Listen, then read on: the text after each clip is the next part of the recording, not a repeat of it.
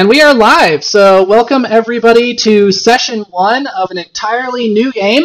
We're actually going to be running a short little campaign for Rebecca's birthday of My Little Pony. So happy birthday, Rebecca. Look, you're old now. Older. I'm not that old. I'm not even 30. Yeah. So we're going to be playing a little custom campaign that I put together mostly in way not enough time. So we'll see how this goes. So for this game, we're actually going to be doing things a little differently because I have created everyone's characters beforehand rather than them making their own. So we're going to roll real quick to determine who has what. So who wants their pony first? I'll do it. Me, because it's my birthday. Oh, birthday girl should definitely have it. All right. Rebecca, that is not what I wanted it to do. Come on. You're failing me. All right. That should have actually pulled out a character. Aha! There we go. What did I roll wrong? Did I misspell characters? No, I think you just rolled Cinnamon Star. No, the first time I just rolled a 1 for no reason. So yeah, Rebecca, you are Cinnamon Star. So that would be this pony here. Woohoo! And because we are one character, or one player, I should say, light today, you're actually also going to be playing Cinnamon Bubbles, her twin. And then when our player comes back, we'll hand that back over. So real quick, let me add the characters as you. Should be in everyone's journals, and it is controlled by. Alright. That's one of them. Let me do another one real quick. Alright. So, if you go to your journal, you should be able to see your characters now. So, why don't you go ahead and pull up Cinnamon Star and tell us about her.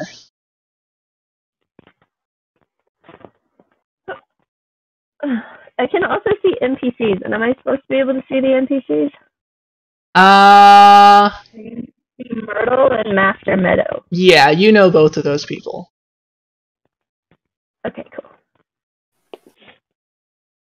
So Cinnamon Star is an earth pony. Her cutie mark is a heart with hands reaching towards each other, like friendship, I guess. And you can say as much or as little of this information here as you want. It's largely for you, and then just kind of to give the other players an idea of who you are. And you already went over it, but Cinnamon Star is Cinnamon Bubbles. Twin. No, hang on, why has it got bubbles up now? It's broken. Uh-oh. There we go. I fixed it. And the twins came together.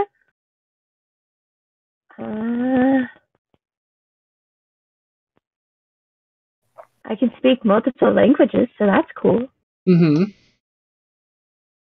Am I supposed to be able to see the description of Cinnamon Star? Because I can. Yes. I went ahead and I threw that out for everybody. Okay, cool. The last sentence doesn't make sense. Okay. However, this often causes trouble. Should be often causes trouble for both her and others.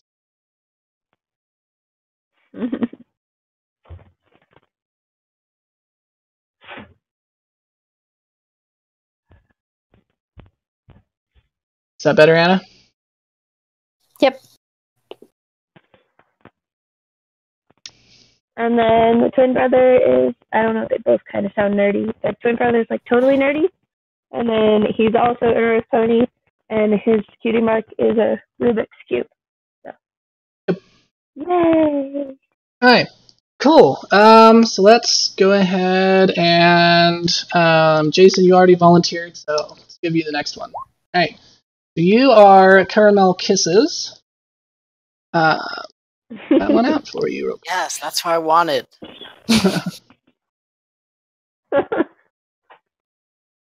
Okay, and then I don't know. I'm just gonna keep putting the descriptions in everyone's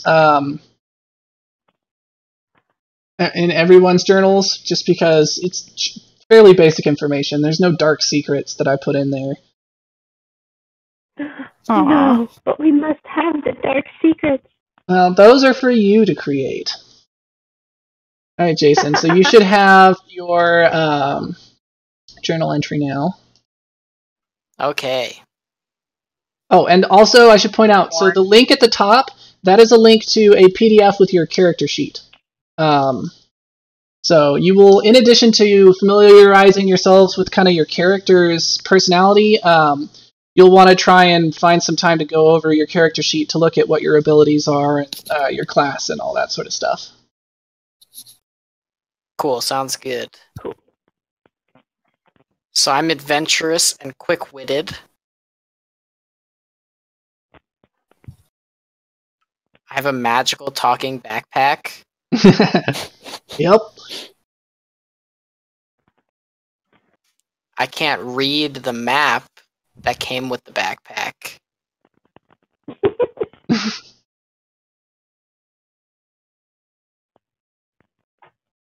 Yeah. I get along with anyone, and I'm quick to get attached to others, but I can be clingy. And I'm easily hurt by unkindness. I'm very quick to forgive, and I'm extremely good at climbing. Yep. I cause Hopefully. many explosions. I collect things. I like romance novels. I keep my own diary. And I love shiny things.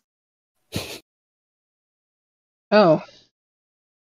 Alright. So that's Caramel Kisses. I guess go, Anna. Doesn't matter. Minty Chips! Ooh, my favorite flavor. Alright. Let's go ahead and put that.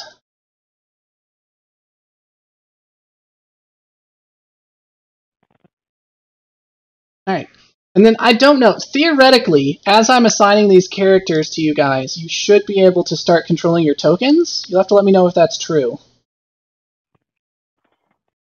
Cool. Ooh. Alright, so let's see. I'm an earth pony. My cutie mark is crossing swords. I was a pirate pony. Yes! You are a pirate pony. There's no was about it. Yes, I'm a pirate pony. I am so excited about this. Let's see. I've proven to be extremely capable, even though I'm young, because age has nothing to do with it. Don't be ageist. I will definitely have my own ship and crew, for sure, and I will not blow it up with gunpowder, probably. Yeah. Let's see. Definitely determined, driven. You have a special skill. I know, I'm reading. I'm getting there. Completely. Yes, I am a dangerous enemy for any foolish enough to cross me. Let's see. Wild, competitive. Yep. Occasionally rude and often Brisk. Cool. Let's see. Has a strong moral code. Yep. I can sword fight with a sword using my teeth and have a knife on the end of my tail. Nice. Yep. Let's see. I lost part of my ear with a fight with... you should have seen the other guy. Let's see. Hates bathing. Yep. Definitely strong. Ooh, I can whistle really loud. That is your special skill. Nice. And, yeah. Nice. Cool. I'm a pirate. I'm happy. Secretly likes to read terrible young adult novels.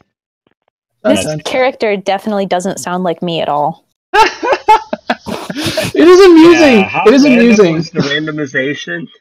Complete and total, but it has Oh, worked no, out. I'm just teasing. Yeah, so make sure you can control your character, Anna and Jason. And then Wayne, guess what? You know which pony is left? The blue one? Uh-huh. Or the twin? No, the twin is being played by Rebecca, remember? Controlling both twins today. Ah, okay. Cool. So I'm the blue one. Uh-huh, You which was the one you wanted. wanted. Alright. So, why don't you tell us about yourself, Sugar Song? I have a spell list. Now I'm intimidated.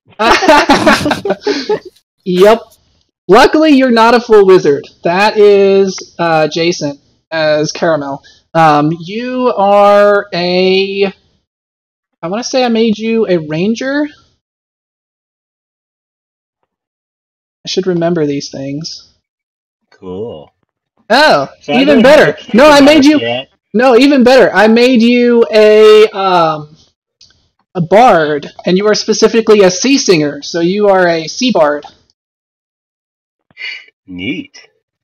So I sing, right? Yep. Well, I'll read it and find out. Wait, but I don't have a cutie mark yet. That's just not fair. Because you a baby. I'm a baby. Oh. No, he's a filly. That's what I meant. Or I should say she's a filly. She's a filly.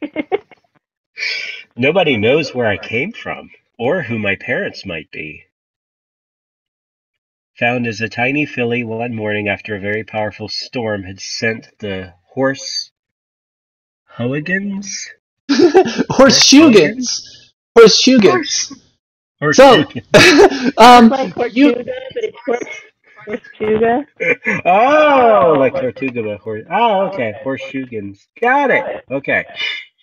For 3 days, an extensive search of the area was made. Okay. Oh, I don't belong to nobody. Womp womp. No, you belong to everybody. I was about to say, because that's actually the answer to that question. Yeah. Takes a village to raise a child. Well, keep reading. This child. Yeah. Known and loved by all, Sugar Song has quickly become every pony's darling due to her naturally bright and cheery demeanor and constant attempts to spread cheer. Wow, this character will be a challenge for Mr. Pessimistic over here. Mm-hmm. You wanted the blue pony. You got what you wanted. Yep. Artistically gifted, very good memory, nearly photographic. Cool. I like that. That means you need to actually remember That means things. I have to, oh god, I have to take notes. Excuse me. Loves to bake for other people and is good at it. That's the important part. Yeah. Okay, so I have a doll that was found with me in the storm and looks like a lion with petals for a mane and the wings of a butterfly. Not a very strong flyer. Crap. Is still afraid of storms and cries when there is thunder and strong wind. Sounds like last night. Uh-huh. Thunder and strong wind. Oh, it's so bad. Yeah. Like Focus, Wayne, our whole focus. house was shaking. It was crazy. Focus, Wayne. Yeah. Focus. Ooh, I naturally smell like flowers. What kind of flowers? The good all of kind. them. Just the good kind. That's what kind of flowers. Just the good kind. The good kind. Alright. Alright, and everybody has moved their character tokens around, so I can tell that you guys are able to do that. That is good news. So, we're ready to get started then. So what we're going to do is we're actually going to do an intro where each of you is going to fill in a part of your day. So I'm going to randomly roll for each of the characters, or the twins, since they go together now. And we're going to do kind of a morning, which is where you're going to set up, let's see, kind of what your the start of your day is like. For one of your characters is actually going to be your arrival at Horseshoega because you're not a native. Then we're going to do a second round where we kind of go through the bulk of your day. So work, lunchtime, wandering around your new settings, whatever it is you're doing. And then we'll do the same thing for your evening. So it's going to be kind of what you do in the evening, your interactions with other ponies, and in. So real quick, let us put you all over. So in case you couldn't tell, I drew this. That's why it looks like crap. I like the boats.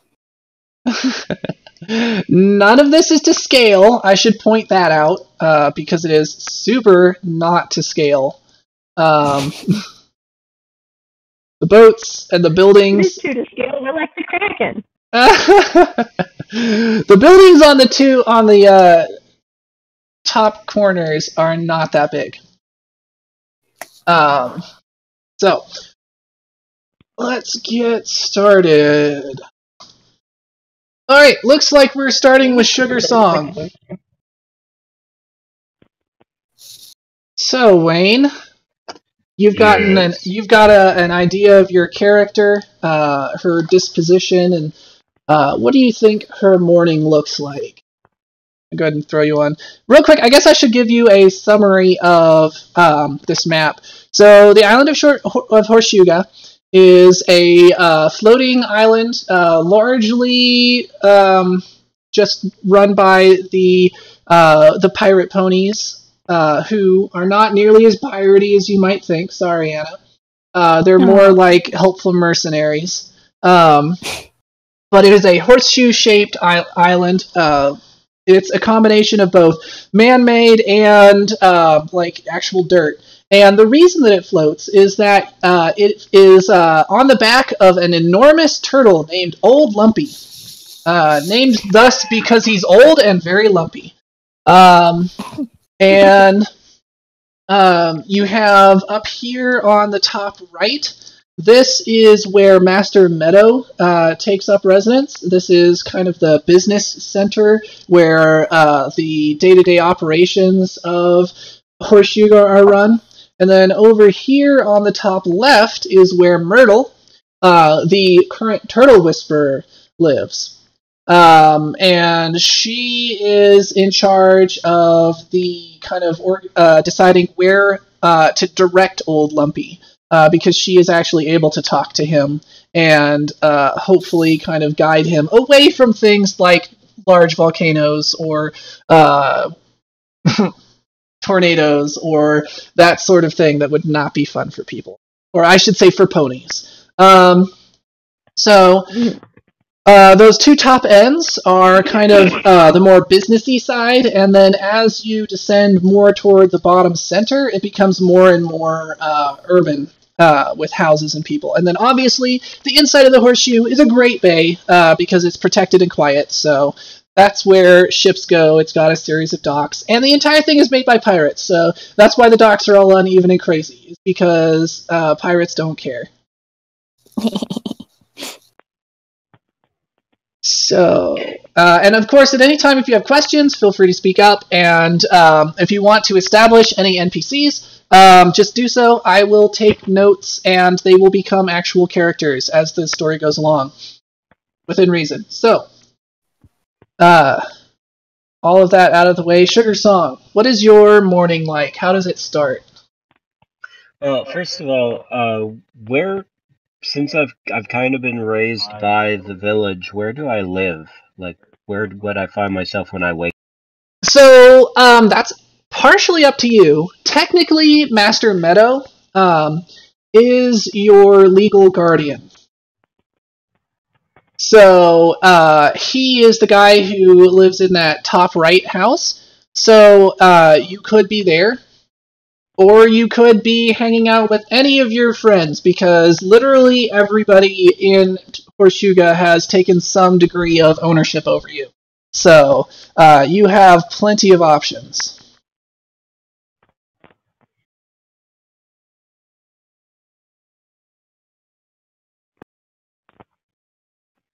Okay, so I'm gonna wake up here in Master Meadow's house. then. Okay.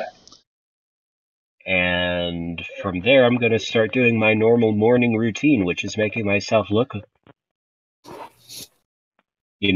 brushing my teeth, cleaning my hooves, all that sort of stuff. Okay. Before I head down for breakfast. All right. So you get down for breakfast. Master, there's a long table with a series of ponies lined up along it.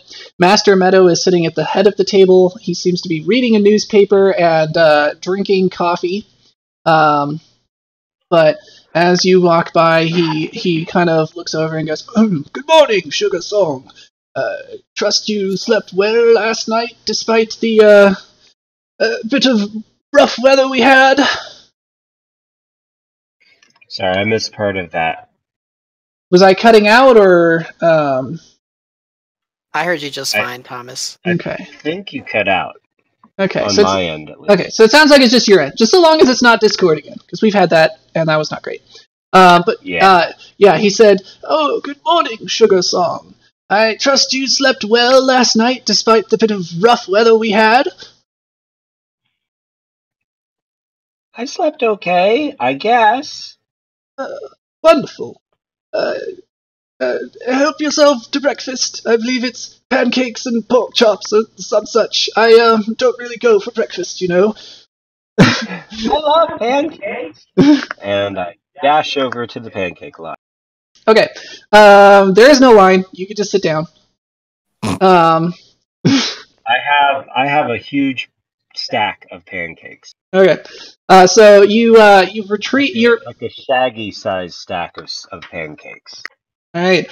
So you seat yourself, and shortly after, a kind of plump pony wearing a baker's cap or a chef's cap, however you want to put it, kind of comes over with a stacked plate about 3 feet tall, which is almost as tall as you if you were standing on your hind legs. Of enormous pancakes drizzled in syrup with chocolate chips and whipped cream and cherries all over them. She goes, "Here you are, sweetie. I know you love pancakes." Oh, this is terrible. Sorry. Here you go, Sugar. Literally, your name is Sugar, so that sounds creepy, but it's not. I brought you plenty because I know these are your favorite. They are my favorite. Thank you so much. They look wonderful. And I just start taking the top one and slipping it in my mouth. Take the top one, slip it in my mouth. Yeah, exactly. She's like, "Oh, I do love it when you have such an appetite. We'll be baking cupcakes this afternoon if you'd like to join us." Of course, of course. No, you've got pancakes in your mouth. It's more like, "Of course, that's right." Okay. So breakfast goes very well. By the end of it, everybody else has long since cleared out. There are just a stack of what has to be a good dozen dirty plates in front of you, and just cups rolling around on the table, and you have a comically large, distended belly. So I'm going to start balancing the dishes on my belly and trying to carry them into the kitchen that way, because I'm going to say that since I was raised by everyone, I try to help with everyone's chores as my way of paying people back. That sounds good. So roll Dex. Yeah. That sounds like a very dexterous action. Or not Dex, Athletics.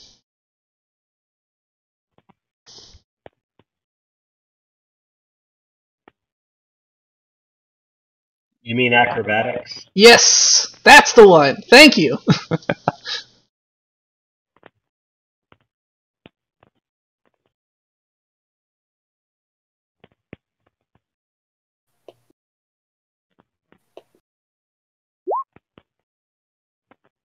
Rats. Other direction, Wayne.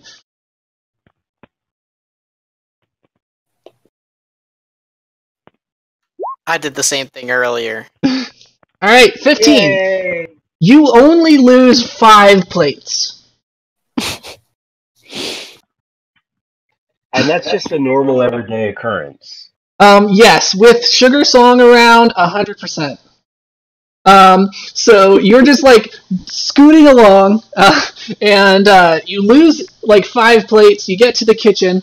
That same plump pony is in there. We should give her a name. She's gonna be Pamela Buttermuch.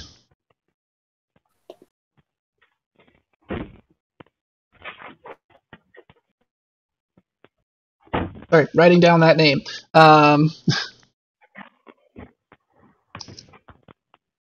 And Pamela sees you and kind of comes over, catches the one, like the 6th plate just before it would have toppled over, and says, "Oh, thank you. You didn't need to do that. You really didn't." No, it's my pleasure to help. I like to help everyone I can. Yes, you do. So, Master Meadow comes in through the other side, and he's like holding a bit of a broken plate, and then he looks at you, and he gets this face of, "Oh, right, of course." And he goes, Sugar Song, why don't you go out and play with your friends? We can get things cleaned up before lunchtime. Scoot along. Here's 2 bits. Go buy yourself some ice cream. The dishes. I like to wash the dishes.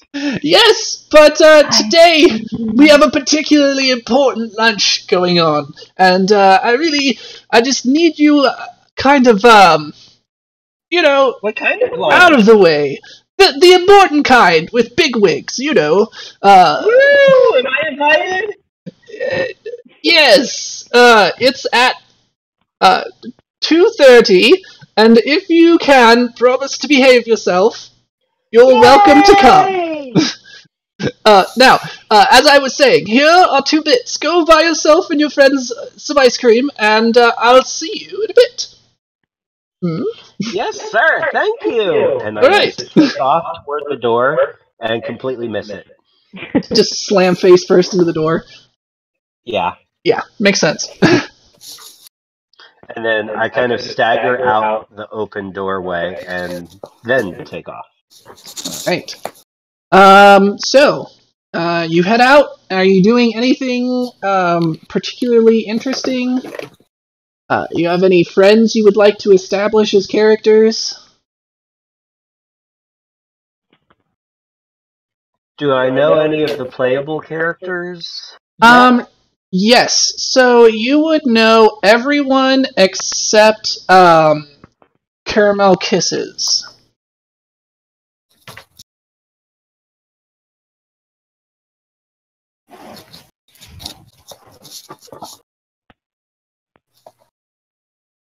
Okay. I'm gonna go find Minty Chips. Okay. Because she's obviously the coolest person I know. Right. Yep. 20% cooler, as the bronies say. Literal pirate. Alright, so let's figure out who's next then. Alright, Cinnamon and both Star and Bubbles, y'all are up. So, what do you think your morning looks like, Rebecca? So, kind of reading the bio, it kind of sounds like we run a bookstore? So you run a business which is centered around procuring and selling rare documents and knickknacks. So maps and books and artifacts and that sort of thing. Okay, well, Star is going to make breakfast. Bubbles sleeps in, and then they have breakfast and start dusting papers, I guess. Dusting papers? Alright. Well, you gotta keep the papers clean. You do. And you gotta be careful how you dust them, because a lot of them are old and valuable and rare, so you don't want them to don't just break apart. Either. Would you like to establish where on this map your businesses? I think it's right here. Right where? All right. Right here. It should Cool. be pinging. Yep, I can see it now. I don't know. It looks well traveled, and it should be by the ocean on the outside, or the turtle, I guess. But Yep. Sounds good. So, you guys can put yourselves over there. Okay. So you guys go through breakfast, get everything ready for the day. You open up, and after about half an hour, you hear. I would assume your door has one of those little bells to tell you when people come in. yeah, where it goes. Ching. Yeah. So you hear that bell. Someone has come in. Both of you are kind of out in the back when you hear it. Star is going to come forward. Okay. So you come out toward the front, and there is a kind of large, muscular pony. He looks like probably a Clydesdale pony. And so, since you've actually seen the show, it would be similar to Big Mac. Except this one has like dark brown and a light chestnut coloring, and he has an enormous mustache. Nice. So he enters and. What can we do for you? Oh, good morning. I've just come in from the mainland, and I'm looking for a few, shall we say, rare resources. I heard that you might have some maps and curios, perhaps some of which might lead me on some great adventures which could set me upon my way. Oh, absolutely. If you'll come over here, this is where we keep most of the adventure maps. Very good. So, what does your adventure map section look like?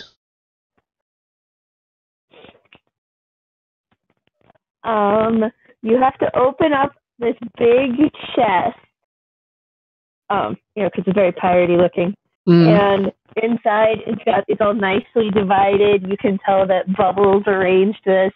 It's got like little file divider things, and it's got different types. Like forest adventure, sea adventure, cave, All right. dragon. Okay. So yeah, he kind of flips through them for a minute, and obviously he just like almost immediately goes toward the dragon adventures. And he pulls one out, which it seems to be a map leading to the location of an ancient sea dragon who sleeps on the ocean floor and wakes up every 30 years. He's looking at the dates, and he says, I can't read a word of this! You wouldn't happen to have any translations? I don't speak whatever this scribbling is. Oh, well, if you'll just come this way, I'd be happy to translate it for you. Oh, that'd be wonderful. Of course I will pay you for such services. I can't impose to have you do such a thing for free. And he kind of hefts a small bag of coins out of his great, going blank on the word, saddlebags. Out of his saddlebags, which he doesn't have a saddle, obviously, but that's how ponies carry things. They don't have backpacks, they have saddlebags. And kind of tosses it to you, so that is a good 150 gold pieces, or in this world, bits. Cool.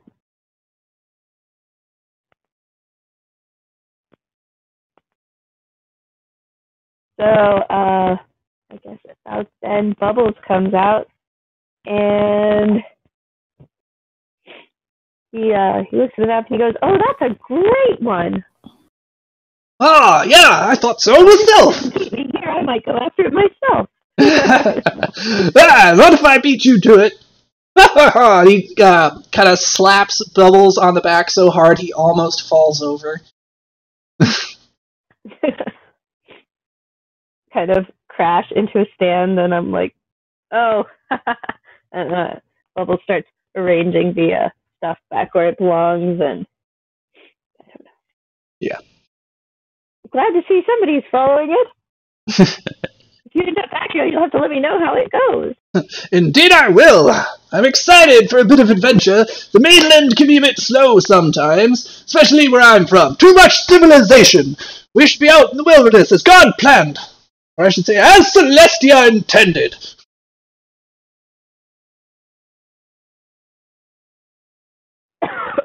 Alright. Yep, definitely. I don't know.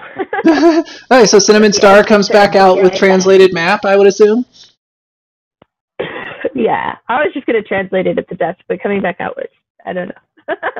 Hand over the translation.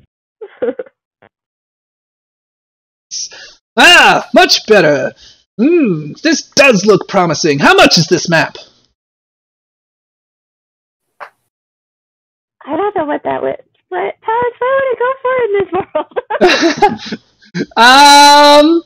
I guess it depends. So the thing is, the map is fairly hard to come by, but you've been having trouble selling it because anyone who actually follows it will probably die.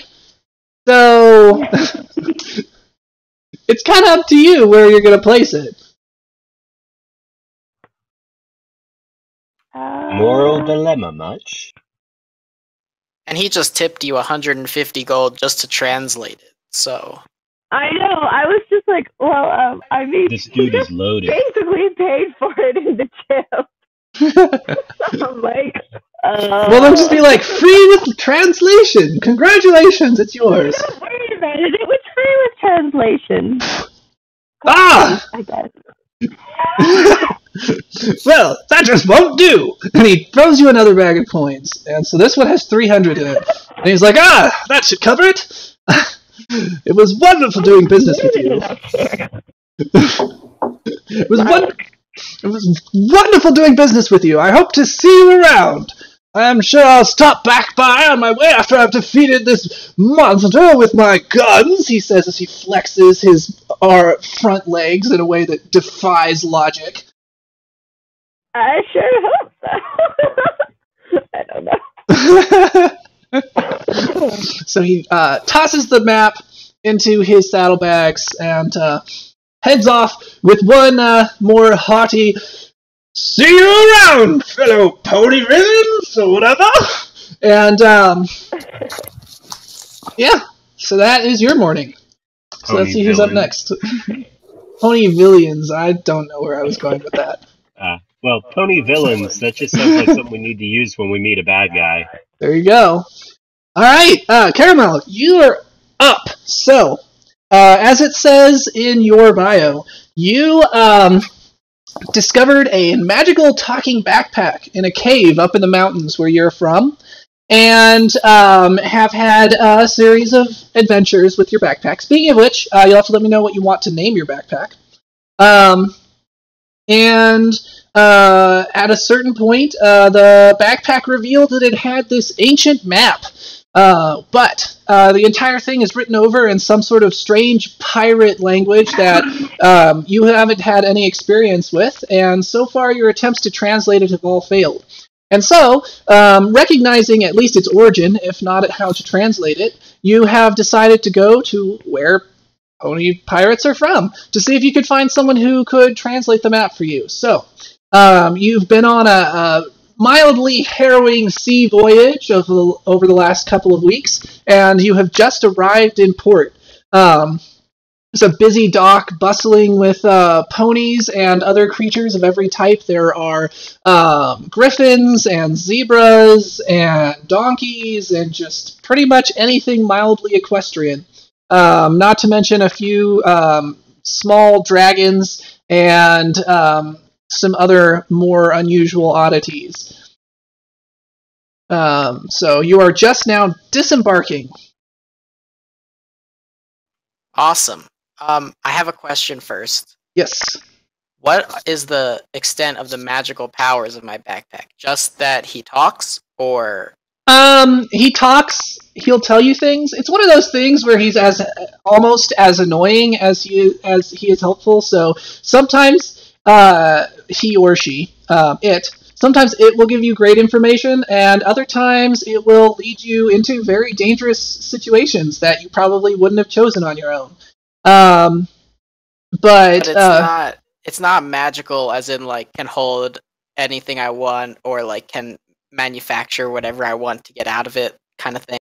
No, it can hold whatever it wants, and has regularly produced items that you had no idea were in there. But as far as the amount of storage you have access to, it's about as much as an average backpack worth.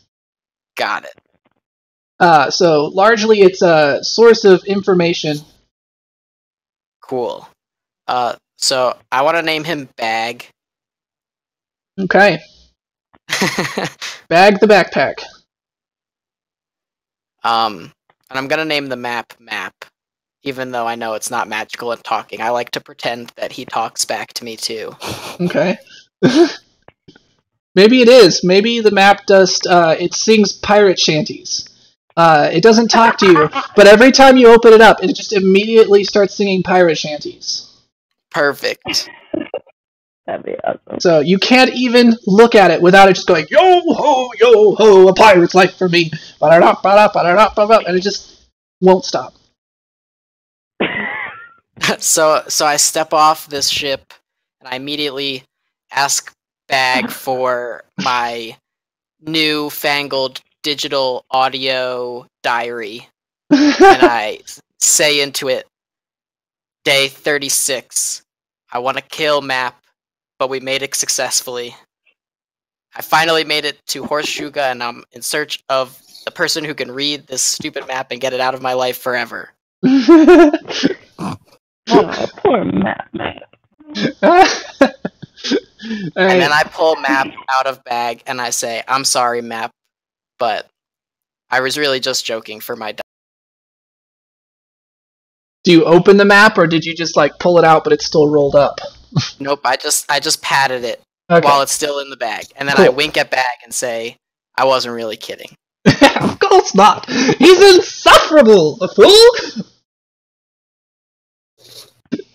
But I do believe it's an important part of your future. You'd better follow that map if you know what's good for you. You would think I should follow the map. Let's go see what it says first. I believe it says skull and crossbones and something about death and gems and whatever. I don't know. I'm just a bag. Look at me, Bag the backpack. I should throw you on the map. So you are down here. Cool.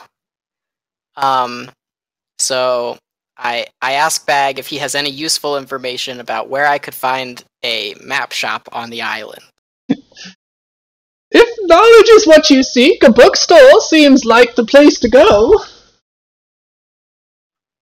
Very astute of you, Bag. Let's go Of find course. the nearest bookstore.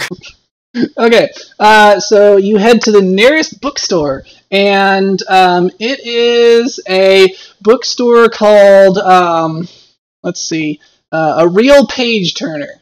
And they carry exclusively magic books that turn their own pages.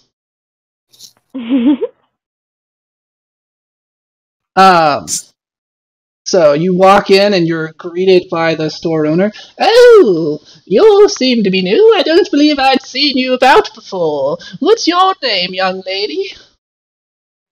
My name's Carmel. I'm looking for someone to help me with this map that I found. A map? I'm afraid we don't know much about maps here. Mostly just sell these darn self-turning books. I wouldn't buy one if I were you, though, he says, kind of looking at you sideways. They don't stop turning when you ask them to. So you always lose your spot. And it's hard to turn them backwards. And he grabs one of the pages and he starts like pulling at it. And he has to like force it back the other direction. And he's like, ugh. So you can see. Not really not really the greatest idea. Do But you have any related to the translation of maps, perhaps? no, mostly just novels of adventures and daring do and the like. If you're looking for lore, I could send you to probably 2 places come to mind. There's old Myrtle. She's the turtle whisperer here. Do you know what that is? I've heard rumors of a turtle. I never heard of a turtle whisperer. Yes! This whole island is on good old Lumpy. He carries us about wherever he feels like, and the turtle whisperer attempts to guide him, to some amount of success, but she's actually been turtle whisperer for as long as anyone can remember. And this guy's like an old pony. He's got like glasses and like giant bushy eyebrows and like a beard down to his knees. So this is like clearly an old pony.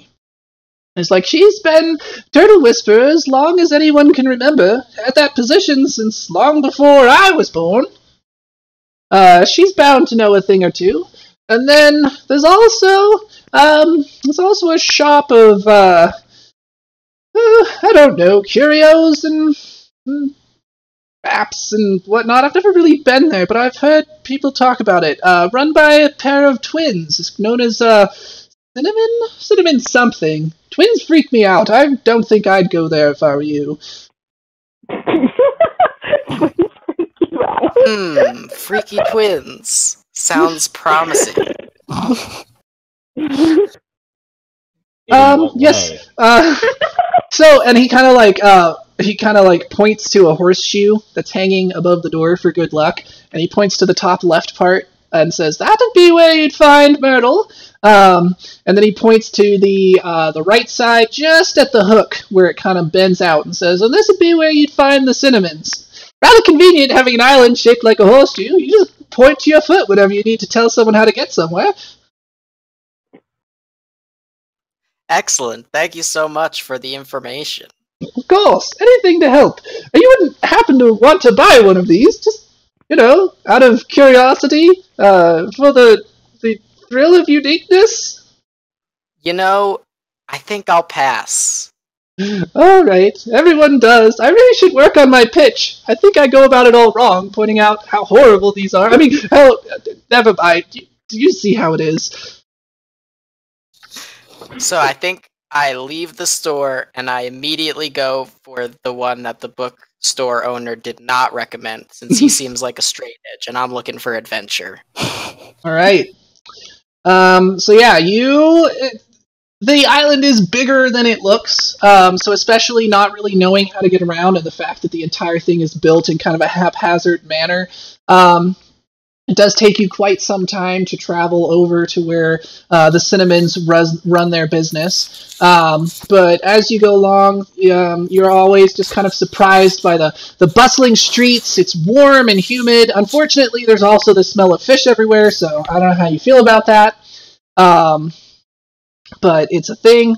And the hardest thing to get used to is the constant undulation and shifting of the ground underneath you, because it's floating and also on a turtle that's literally just swimming around. It's pretty regular for there to be just shifts underneath you, and it's not terribly long before you start to understand the kind of weird bow-legged way that the majority of the ponies around here walk. I believe that just leaves Minty Chips. Arr. Alright. What are you doing? You don't own your own boat yet, though you are kind of quickly approaching being able to do that. And you come back to the island, presumably you're between jobs. I'll kind of give you that much to get started with. Mm-hmm. Alright, well, I roll out of my hammock that I have set up between, how there's always, tall, they almost look like masts on the dock themselves in some places. I've, set up my hammock, way up in one of those. So I kind of, wake up and kind of roll out of that and do a couple backflips and stuff to get. Okay. You're cutting out a bit. I don't know if it's Discord or just your internet. I don't know either. Yeah, just as a warning. Got it. Okay. Though. Yeah. So you are now on the ground, having done backflips. Cool. I'm gonna kind of like stretch my legs and look around. Just kind of take in the hustle and bustle of the morning. I've woken up, a little bit after most of like the fishermen are starting to get their stuff going. Mm-hmm. But, all the respectable pirates are not awake yet. Yep. So yeah. Off to your where are you? I'll throw you on the map and you can kind of decide. Boop. You're in the middle of the ocean.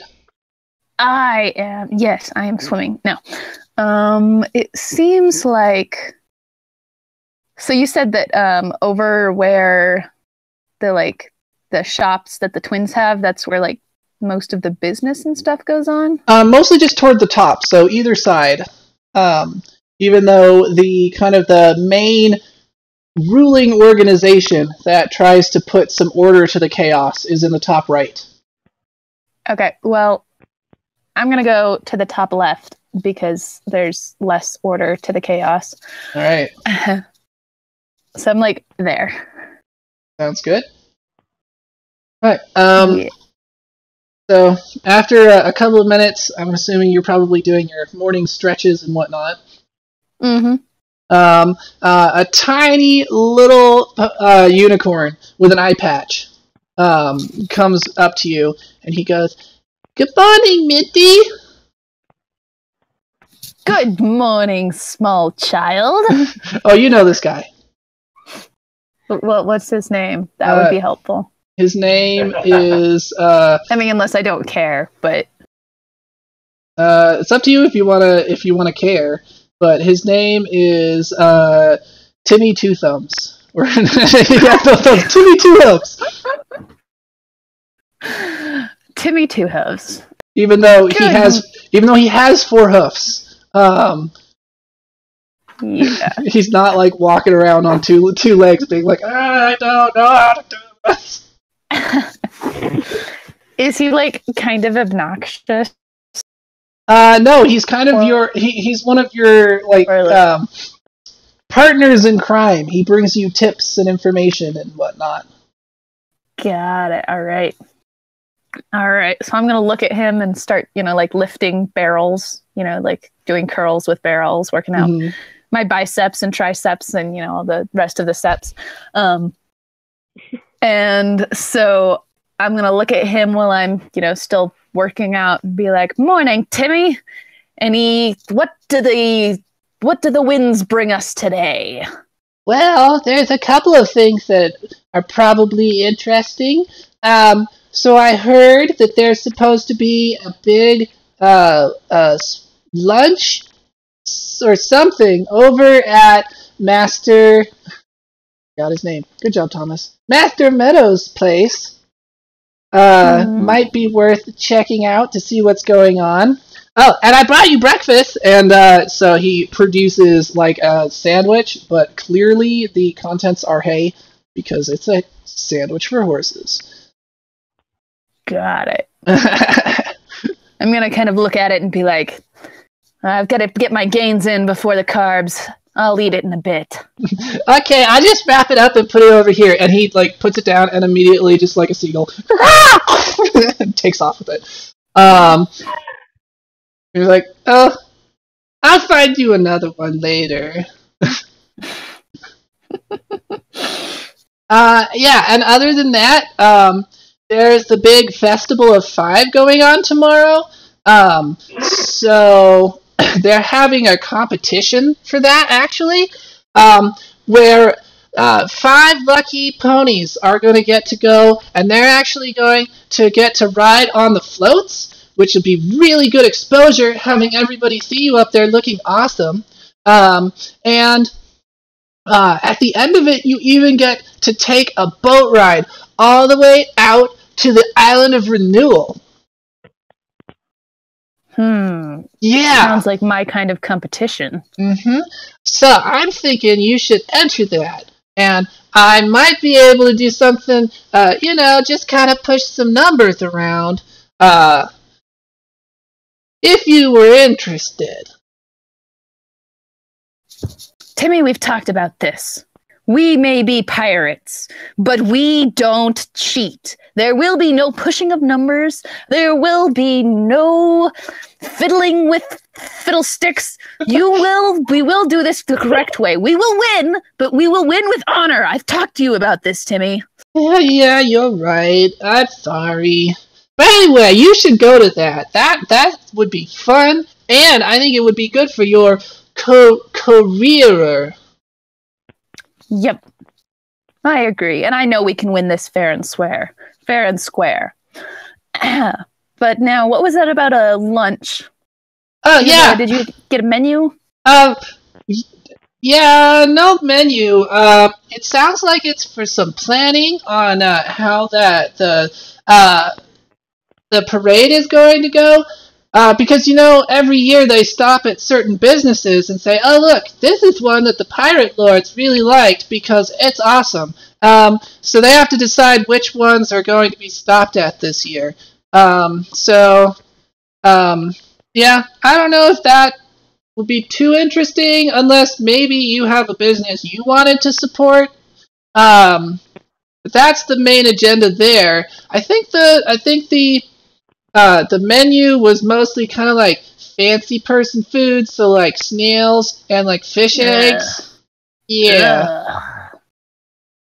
Yeah, nope, we're definitely going to skip out on that. We're going to find somewhere good to eat. Yeah. Today, our mission is pancakes. Yeah, I love pancakes. Me too, and I want pancakes with strawberries and chocolate chips. So that is... we will get pancakes. Yeah, and then you both do like a flying high five, and it's incredibly epic. Lightning bolts on the edges of the screen, the whole thing. Yeah. All right, so that's everybody's mornings. So we're gonna go to kind of the middle of the day. So let's see who is up first. Is this just repeating the same ordering? Okay, it's not. So Sugar Song, you just happened to go first again. So you actually were eating until almost noon. And now you're headed over to see the Cinnamons.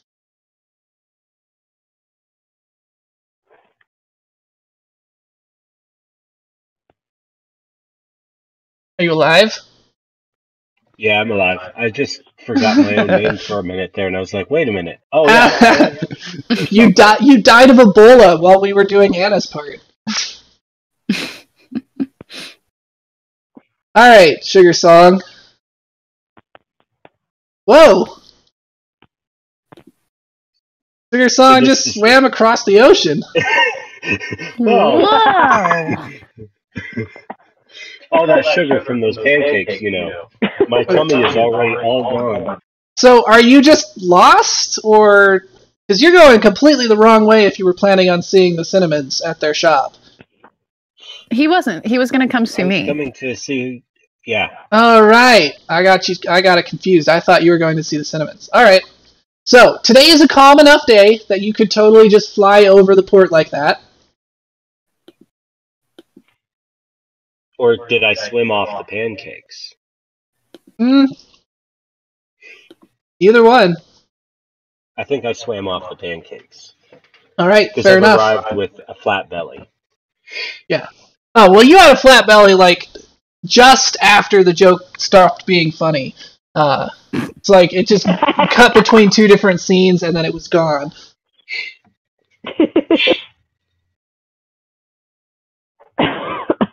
He's not even choking.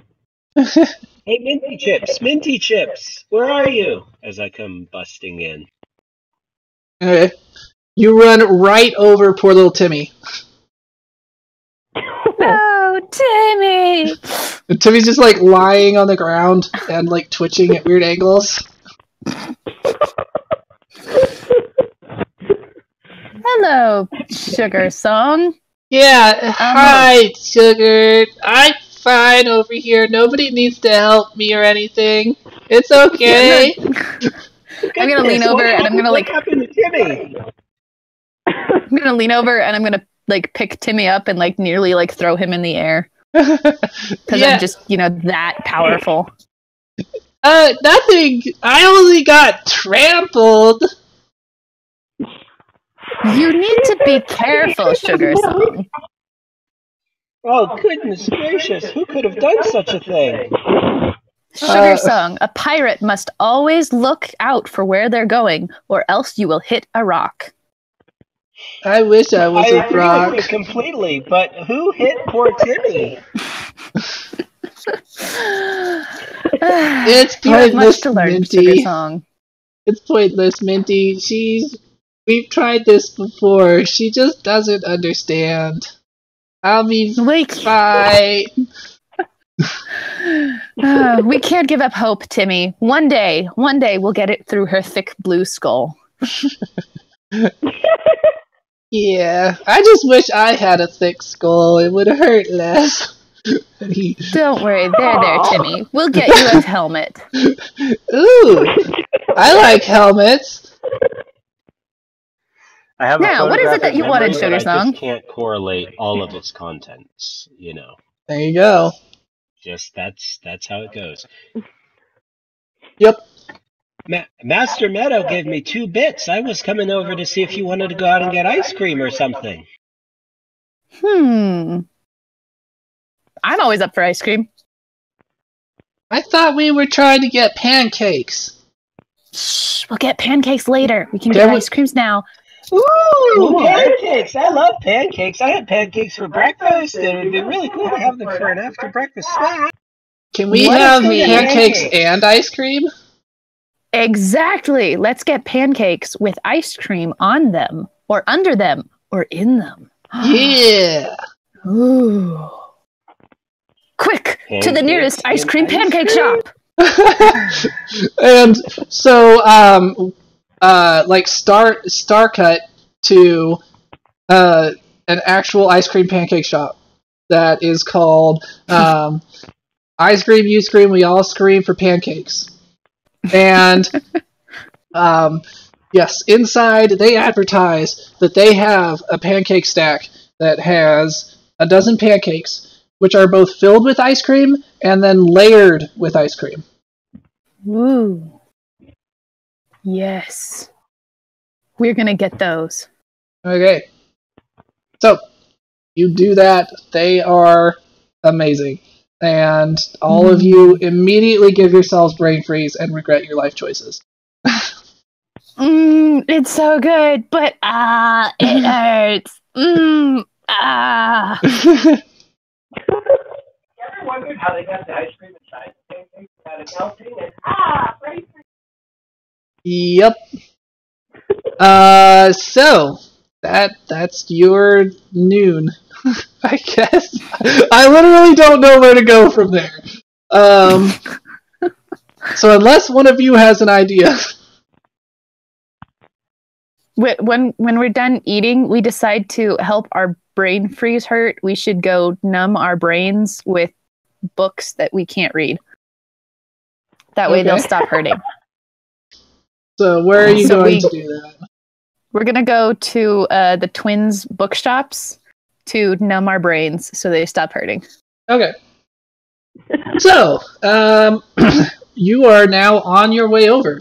So let's pick up with Caramel. You have arrived at the Cinnamon's store. We should take some of the ice cream pancakes to them, and as we get there, when we set out, they were solid, ice cream pancakes, and by the time we get there, it's just a big bowl of mush. Yes, you can establish that when it is your turn again. Cinnamon, would you like to describe what the outside of your shop looks like?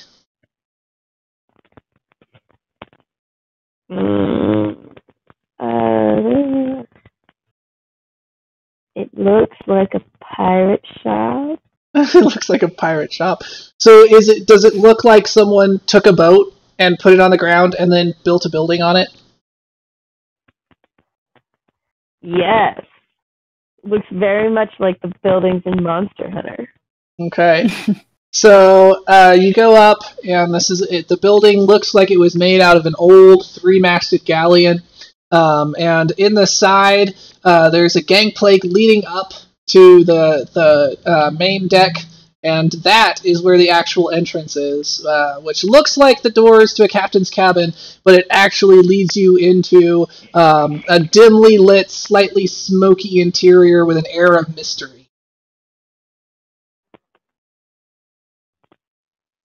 Ooh, spooky. Is anybody in here? Oh, we're here. And Bubbles of Light comes around the corner and runs right into you. The twins just need to say, Womp. "We're here," in unison from the dark. Nice. So do we need to make like a reflex save, or is everybody just falling over? Sure, yeah.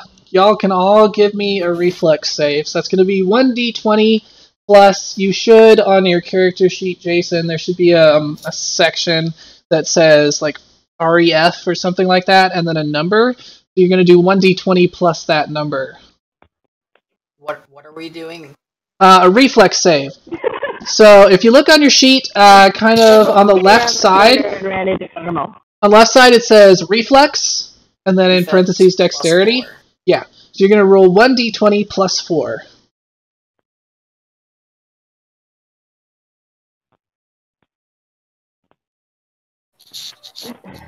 Alright, and then what did Cinnamon Bubbles do?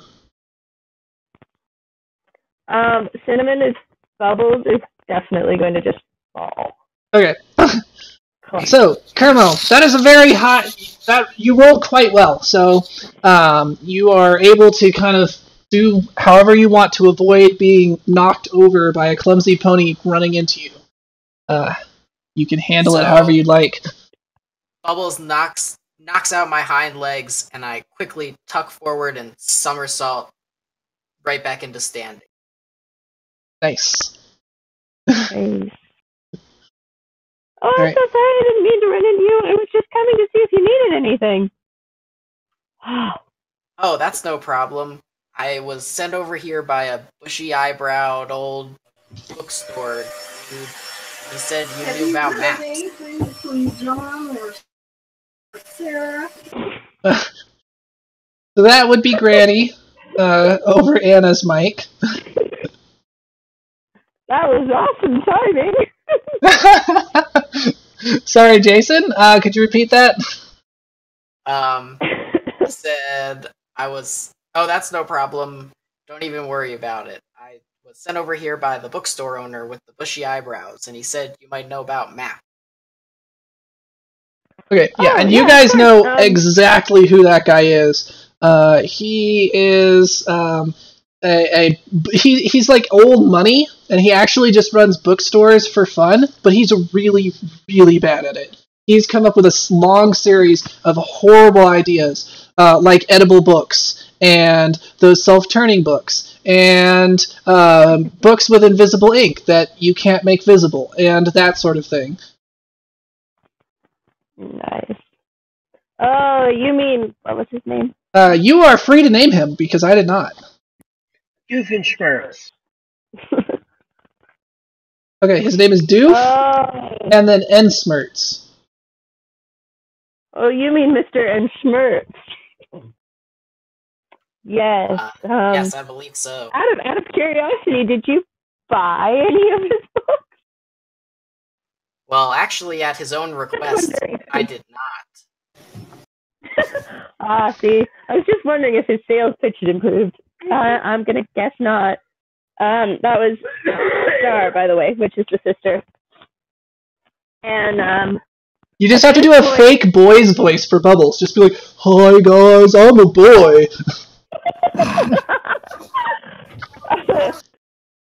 And then like my cheerful girly pony voice over here. I've got adventure maps, and I've got this old map that I don't even know. I haven't opened it yet. There's He's just like throwing maps everywhere, and there's like a giant pile on the floor that's bigger than him. He somehow carried over. And Sarah's like, well, how about we give her a chance to tell us what she means? And Bubbles like, oh yeah, of course. I actually have a very specific map, and I pull the map out of bag, and I say, here's some earmuffs if you need them. He can get pretty annoying.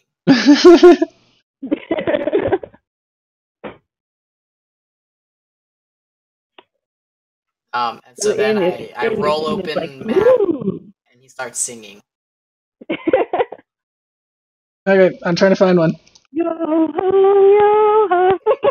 Two lofty ships from old England, they set sail. Blow high, blow yell, and low. Don't try to show off. Here we go. So it starts going. It's all for me grog, me jolly grog, all for me beer and tobacco.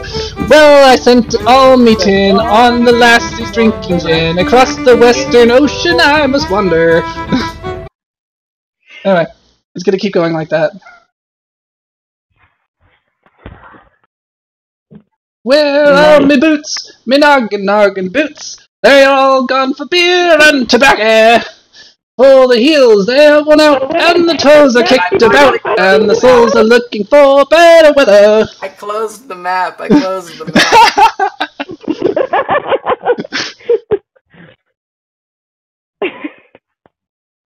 it is a very unique map. In all our years of collecting, I can't say that we've actually come across one that sings. Well, I really would like to know what it says, so I could follow it. Well, it was saying something about beer and tobacco. Says Bubbles. Oh, good! The pony has ears, says the backpack. And Star just looks at him and goes, "Okay, so I'm assuming it's in some sort of language he didn't understand. Shall we dare to open it again so I can get busy translating, I suppose?" Alright, Caramel, you do have a spell of silence, I believe, which you could cast on the map so that it would be quiet while you looked at it. Okay, yeah, perfect. I have just the thing, and I cast my spell of silence. Do I have a list of spells too? Yes, so if you look in your character sheet, if you look at your journal entry for your character, or actually it's both in the same sheet, I forgot about that. So if you scroll way down to the bottom, it's starts at page 6 or something, you should see a list of your spells, which we should go over real quick, how you cast spells. So up in toward the top of your sheet, let's see, it would be under, where is it? Intelligence +5? Yeah, I'm looking for how many spells you can cast every day. I don't remember where they list that on these character sheets.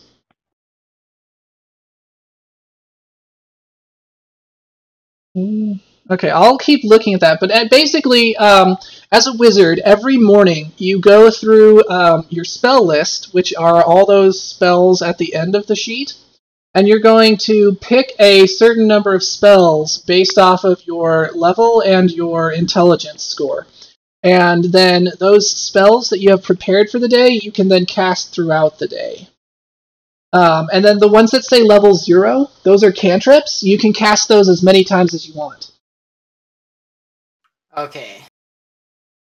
So it says amateur investigator 5 per day.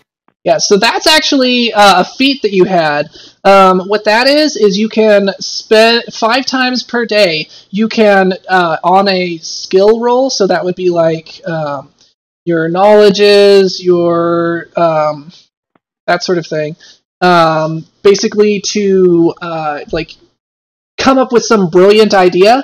You can say you're spending one of those points, and then you're able to add 1d6 to whatever your roll otherwise is. Okay, so that's 5 times a day I could do that? Yeah. That's a lot of times a day. Yep, it's pretty nice. You guys are all level 5, by the way, so... Nice. Oh, I guess I didn't give you silence. I thought I did. Yeah, I don't see silence. Okay, well, let's just, let's say you have a scroll. Or I don't know. We'll just, how about this? I'll stop singing. Just pretend it's in the background and you're having to, like, shout over it, which is incredibly annoying. Okay. But I'll stop actually singing so that, you know, people can hear each other. That sounds like a good plan. Okay, so I look at the cinnamons and I say, okay, brace yourselves. And I roll open the map again. Okay. So Bubbles is immediately going to trip over his own feet while he goes to get the paper and pencil, which Star actually already has hold of. And Star is going to start, as quickly as she can, translating every word that she sees. Okay. Yeah, so by the time you finish, it seems to be some sort of riddle / treasure map that is leading to an old island that, as far as you're able to tell looking at your other maps, is uncharted. But getting the exact details is going to take probably a good couple of evenings of work. So you're able to kind of like pick out the wider details, but you're not going to be able to get the exact translations yet. It's an old pirate code. It's not even quite a language, but it's an old pirate code that you recognize from some of your most valuable treasure maps that pirates only used for their best and rarest treasures. So after a good 15, 20 minutes of listening to the map, and I roll it back up and convey all of that. Ooh, so cool. I like very rare treasure. I'm all about adventure. Oh, well, I wish I could translate this a bit faster, but as I explained, it's rather tricky business. If you wouldn't mind leaving this here for a few days, I'll work on it. In the meantime, there's lots to do in town. There's a parade coming up, and on my way over here, I saw people eating pancakes and ice cream. Maybe I'll go back there. One of the more disturbing pirate traditions.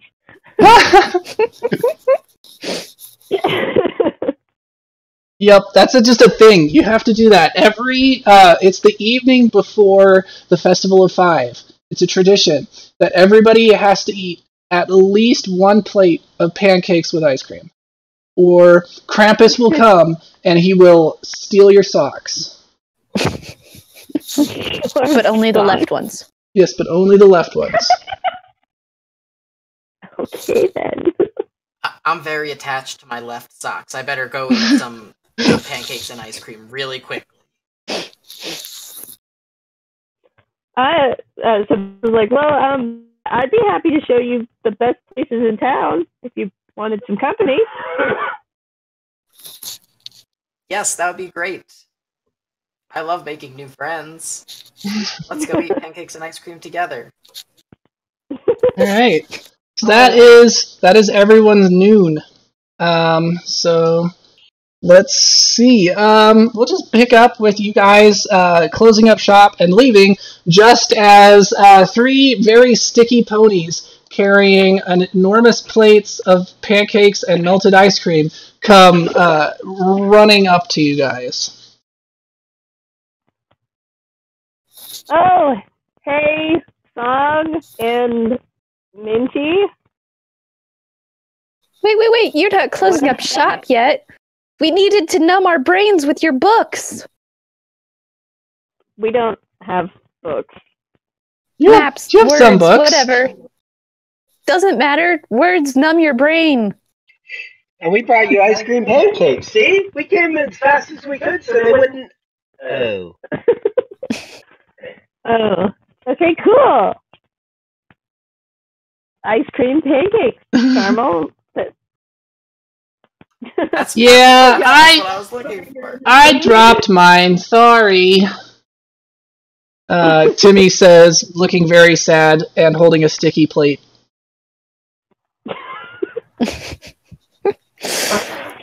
Wait a minute. You're new here. Who are you? My She's name's looking at Carvel. Yeah, I know everybody here. And you are new. It's good to meet you guys. I'm Welcoming Island. What's your name? Well, I am the one and only Minty Chips. Nice to meet you, Carmel. Likewise. And what this about is you? song. She said, gesturing towards the blue pony.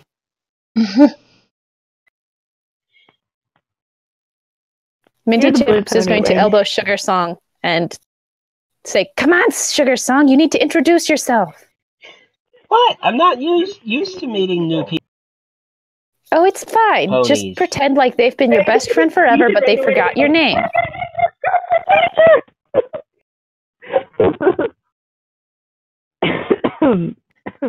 Well, I'm Sugar Song, and as you can see, I'm a little shy with new people. And That's I take off. okay. I understand. I don't like meeting new people either. Let's all eat Aww. ice cream and become fast friends. All right, and real quick, sorry to interrupt, but Jason, I cannot find it on this sheet for the life of me, so I had to look it up. So you have 6 level 0 spells you prepare, 5 level 1 spells, 3 level 2 spells, and 2 level 3 spells. I can put that in the chat for you real quick. But basically, you go through that list at the bottom. You pick that number of those level of spells, and then those are the ones you have for the day. And then you have to rest and redo your spells if you want to change which ones are available. And you can prepare the same spell more than once if you want to. So you could, say, prepare 2 fireballs, which I believe are a level 3 spell, and that would take up both of your level 3 slots.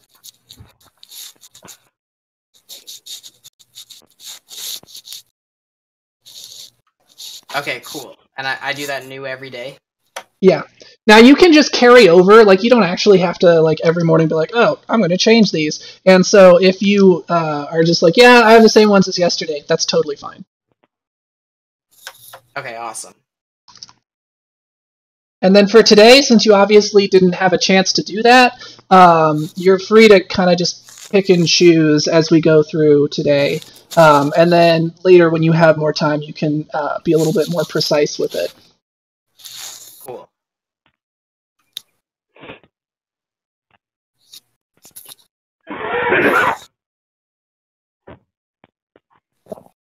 There.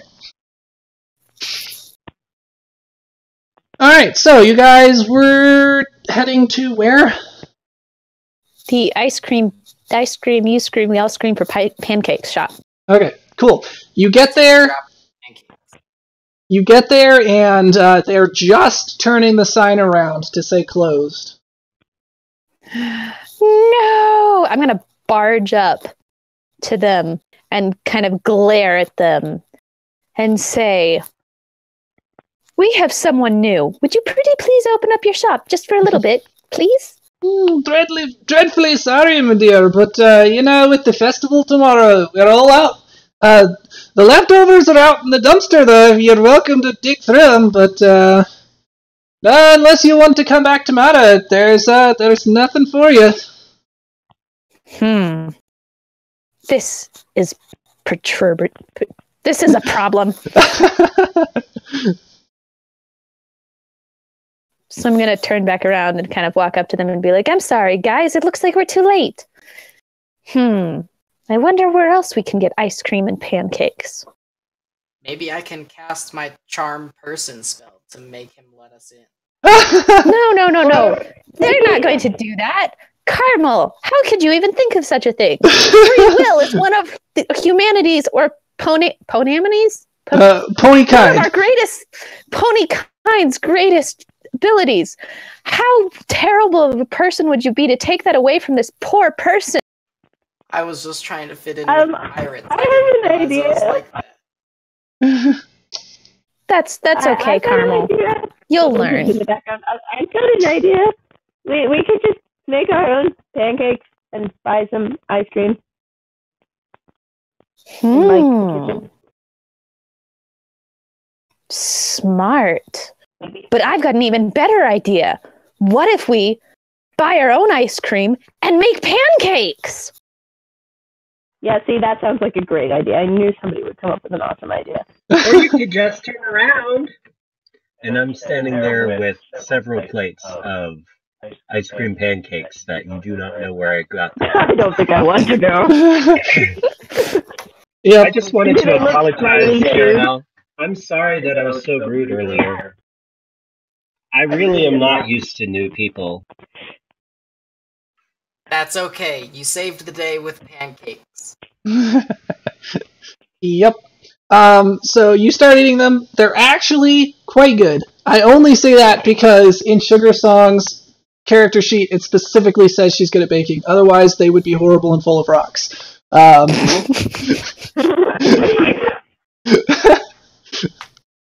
So, yeah, you guys are amiably eating pancakes and chatting. Anything particular you guys want to chat about?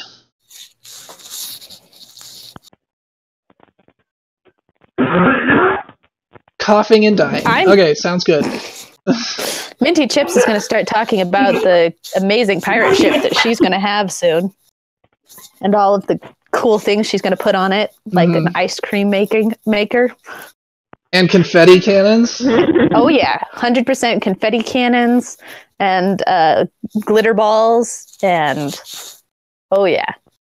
Not to mention the sails are going to be glittery with like green glitter. It's going to be like green and brown glitter stripes. Okay. And the deck is a roller rink, obviously. Oh yeah, I mean obviously. There's also going to be like a jukebox that plays all of the hottest tunes. I'm also going to open up the floor for any other suggestions on ways to make my some for when I rule the seas as the greatest pirate of them all. You're gonna need an awesome. That'd be really cool. What would be cool? Bubbles or whichever one of you twins is talking? You should have one of those chessboards where you have to use real people as the chess pieces. Like that could be the whole deck of your ship, and that'd be so cool. I do like the idea of using people as game pieces. Although I think I'd probably go with checkers. More of my speed of a game. Not to mention, then you can do leapfrog. Yeah, and I can be like, hey, king me! King me. So then Timmy's like, hey, Minty! Minty, are you still planning on signing up for the drawing at the festival? Oh, yeah. Yeah, definitely. Hey, all of you guys, since you are now my friends, and I would definitely put you on part of my crew, especially you, Carmel. You seem really cool. You guys should all sign up, too, for this competition. What a great idea. All right. Yeah. So all we have to do is fill out these tickets, and then we give them to the I don't know, some guard person over at Master's Dock. Hey, Bubbles, how do you feel about filling this out for me? I don't like words. I get to fill out the form? Yes. All right. Yeah, so I'm going to hand them my ticket. Everybody's form. Okay. Yes, and he has, you know, that really cutesy style of writing that's popular in Japan. Like Yeah. We'll go with yeah. like eyes are dotted with hearts and like all that kind of stuff. Yes. Is that how Bubbles writes? Yep. Okay. Cool. So yeah, lickety split. They're all filled out, and Timmy is taking off to go deliver them. It's getting a little bit later. The sun is starting to set, and various street lights and torches and candles are beginning to be lit. What are your plans for the evening?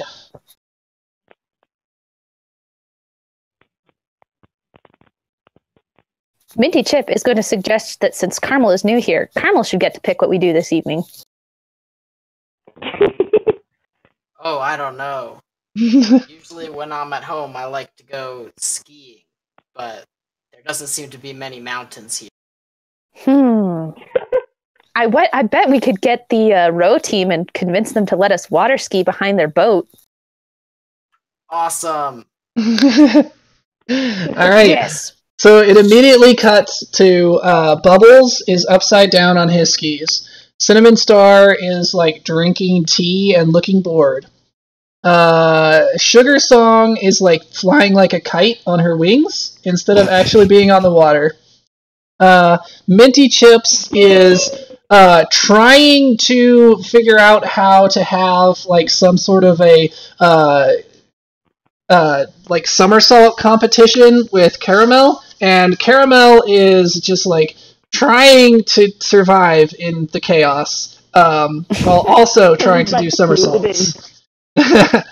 And out in front are 8 very buff-looking ponies going row, row, row, row. Except their oars are spinning around like propellers, and they're zipping through the water because reasons.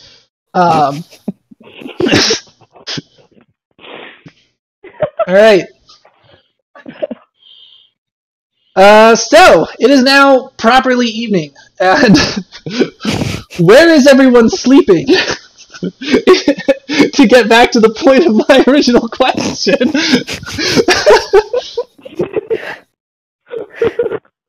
But being a little bit more specific this time. Well, Minty Chip is going to go back to her hammock and also tell Carmel that if she wants, she's got another hammock that she could set up there if Carmel needs a place to stay. Oh, I didn't even think about where I was going to stay. I was so wrapped up in my adventure. The hammock sounds great. Cool. I've got a perfect place to set it up for you. Great. Sugar Song, are you heading back to Master Meadow's place? Yes. And then obviously I would Sugar Song, assume... your voice got deep. Yeah, guys. That's where I'm going. And then Cinnamon Twins, I would assume you guys are just retiring to your little house that's inside of your store. Yep. Cool. So you can disperse your tokens to the appropriate places if you'd like. And then we'll just go again, kind of a random order, and let's look in with Sugar Song. What do you do just before you tuck in, and kind of how are you feeling at the moment? I missed part of that, audio-wise. What do you do right as you're tucking in, and how do you feel at the moment? And you're quiet. I think you're coming over Rebecca's mic, not your own. Yep, I was forgetting to hit the button. Yep, that's better. Okay, cool. What are my thoughts as I tuck myself in? Is that the question? What are you doing right as you tuck yourself in? If you have any... How are you feeling? Yes, that. Okay. Right before bed, I brush my teeth and gargle for a very long time. While you sing Twinkle Twinkle Little Star. There we go. While I sing Twinkle Twinkle Little Star, that is a thing I do every night. And occasionally, the butler in the hallway knocks on my door, and I don't know why. But anyway, so yeah, I gargle. and I go to bed, and I feel very happy with the events of the day and our new friend, Caramel Kisses. Right. Speaking of Caramel Kisses, you're up next. Okay, I huddle up in my hammock and I look at Minty across the room and I pull out a quill and parchment. Are you're not using your fancy audio diary? No, because I want to write home to my family because I miss them and I want to tell them about all of my new friends. Got it. Speaking of which, your fancy audio diary is a crystal pen with a button on top. Ooh.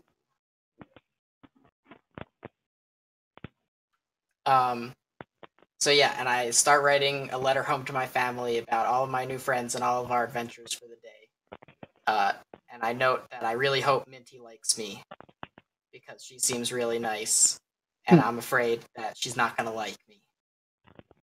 All right, and that also covers how you're feeling, so that's great. Let's use next. The Cinnamon Twins. What are y'all up to?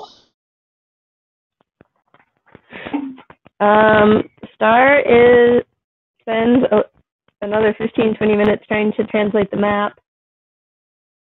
Bubbles plays a video game about catching apples in baskets, I guess. All right. So you pick out, while you're translating, you pick out one additional detail that seems important. It says something about the pieces of 5.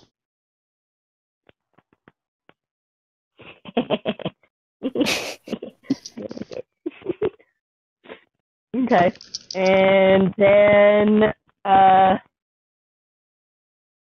Bubbles falls asleep on the sofa and Star tucks him in with a blanket, and then Star goes to bed with a book and falls asleep thinking about why pirates are so weird. That is a really good question.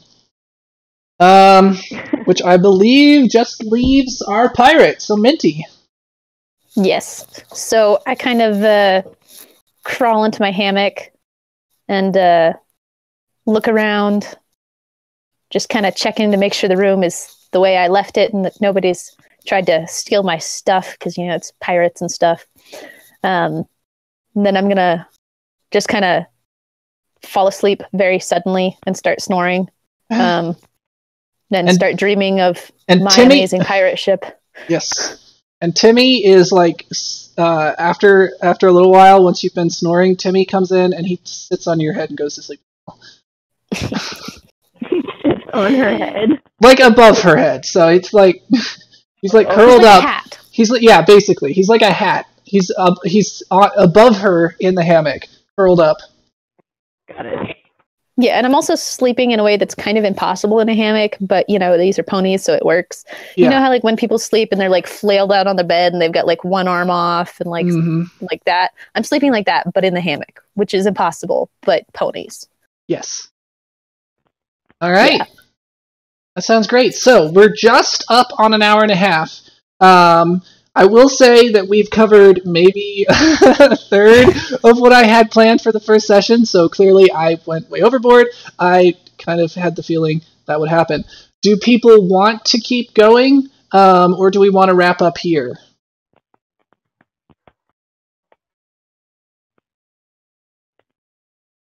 I'm good with whatever.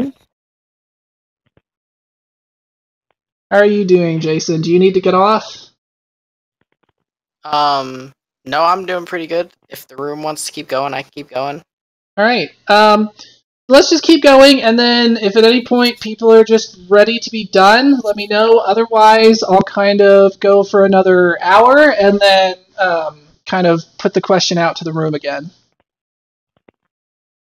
So, morning comes. We're not going to go through everyone's morning routines again, because we already did that once. Everyone's characters are established, except for Bubbles. But, you know, Bubbles player will be back eventually. So, we're good to go there. So, you guys all head over. In the morning... Who is Bubbles player? Molly, Jason's girlfriend. Oh, cool. All of you are headed over here for the morning. And it's crowded, just jam-packed full of ponies. And on a large, standing behind a podium on a large stage are Master Meadow and Myrtle, which you guys have both seen before. Real quick, Caramel, give me a perception check. A what? Perception. So, where is that listed? Should be under your skills. Yeah, like 5 or 6 from the bottom. Perception, it looks like you have a +5.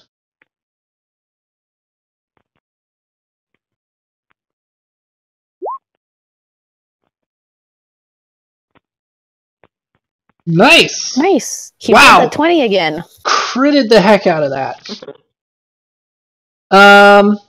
So you notice that Myrtle is actually... That wasn't actually my roll. That was fake. I just did a 20 plus 5 and it gave me a 25. I actually rolled an 11. Okay. So kind of middling. So yeah, you notice... It's hard to tell, but you notice that Myrtle kind of looks green. Which is a little unusual for a zebra. Normally zebras would be black and white. So that might pique your interest slightly. But anyway, so the two of them are up on the podium, and Master Meadows says, "Oh, this morning we're kicking off officially the Festival of Five." Ah, cheers from the crowd. Yes, quiet down until the end. We need to get through this sometime today, everyone. Thank you. Alright, so, we have the Festival of Five, which, as you all know, celebrates the pirate lords as they saved us from certain doom when an enormous whirlpool appeared in the ocean and began to drain away the 17 seas, which would have left the entirety of, what do they call it, Equestria? I forget if that's the country or the planet, so I'm just going to say the world. Would have left the entire world as a desolate wasteland. The 5 of them came together, and through their power of their friendship, and of course their magical items, they were able to save pony kind once and for all from the menace. And so today we celebrate their bravery. And then Myrtle kind of comes up to the stage. Yes, and as always, every year, we shall celebrate their lives and their accomplishments with a parade, and 5 lucky winners have been chosen to visit the site of our salvation, the Island of Renewal, I believe is what we called it. It would be great if I could remember these things ever. Aha! I was right. The Island of Renewal. And so, we will draw the names. And so, an enormous, hat, like a comically large hat, is dragged out. Why they determined to stick with a hat despite the number of entries is anyone's guess, but the thing is seriously like the size of a car, and 3 ponies are pushing it onto stage. And so Myrtle kind of leans over and pulls one out with her teeth, and then looking at it, she says, "Our first winner is Caramel Kisses. Are you there, Caramel Kisses?" I'm freaking out. I'm going absolutely berserk. Alright, so the crowd kind of moves apart to let you through, up to the stage. Please come to the stage, Caramel. Okay, so I walk up and I go give her a big hug. Okay. She looks surprised. As you get closer, yeah, she's definitely green. Like, she's green and black instead of white and black. Which you are widely read and traveled enough to know that that's definitely not normal for zebras. So even though ponies are all kinds of crazy nonsense colors, the zebras are still generally black and white. But yeah, she otherwise seems normal enough. But she kind of like does that awkward, like, I'm in public, so I can't push you away, so I'm going to kind of pat you on the back type of return hug. And so Master Meadow goes up and he pulls out another name, and he says, it looks like two of them are stuck together here. Can't get them apart. Well, whatever. Cinnamon Star and another Cinnamon. Cinnamon Bubbles. Go ahead and come up. So Bubbles is like, oh yeah, and Star just kind of like tries to herd him up calmly. Is this where Bubbles goes, I licked them and stuck them together? No, it definitely looks like ice cream and pancakes. Okay, fair enough. So then Myrtle goes up and says, finally extracts herself from Caramel Kisses. And so the way that happens is the camera cuts back to the stage, and you see Caramel Kisses hugging a large sack of flour, and then Myrtle kind of like scoots out from behind it and heads back over to the hat. And so then Myrtle pulls out another one. Oh yes, I recognize this name. Sugar Song. Please come up to the stage. So Bubbles is going to lean over to Star and whisper as quietly as he can, but not that quietly. I wonder why they haven't noticed. All the handwriting looks exactly like mine. That is a very good question. So then, Sugar Song, I would assume you come up to the stage, or are you too busy chasing butterflies? I come up to the stage. All right. So then Master Meadows goes back in one last time and kind of digs around for a minute, then goes, here we are. It looks like Kinty Mips. Kinty Mips. Is there a Kinty Mips? Mips is spelled with an H. MHIPS? Oh. Do you possibly mean minty chips? Bubbles just looks very, very innocent. Perhaps, is there a minty chips? I'm gonna like kind of like go whoa and raise my head. I'm like, I'm here! I won! Yes! I'm gonna run up to the stage. Yeah, cheer goes up from a small group of ponies that all seem to be from the same deck group, the same ship. They would be ye hearties, and they be glad to see ye succeeding in life. Yeah, I kind of throw a peace sign and be like, "This is for you guys." How does a peace sign work with hooves? I don't know. They still can't do peace signs. It looks a little bit like the Y from YMCA. There we go. Peace sign is just like your arms out. Yeah. What is my ship called? Like the I don't know. What's my ship called? Salsa Verde. My crew. The what? Salsa Verde. Salsa Verde. I'll be like, this is for you guys, my fellow crews on Salsa Verde. Woo!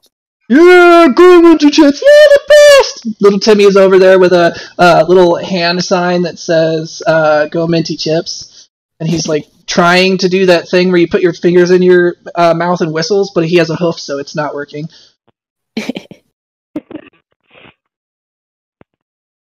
All right. So they're then like, all right, these are our winners. Let us begin the festival in earnest. And then Master Meadow goes, yes, now you can cheer. Go ahead and cheering. And you guys, there you see a line of parade floats.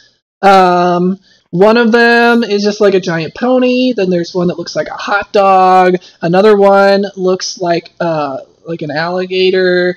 There's one of them that looks like a boat.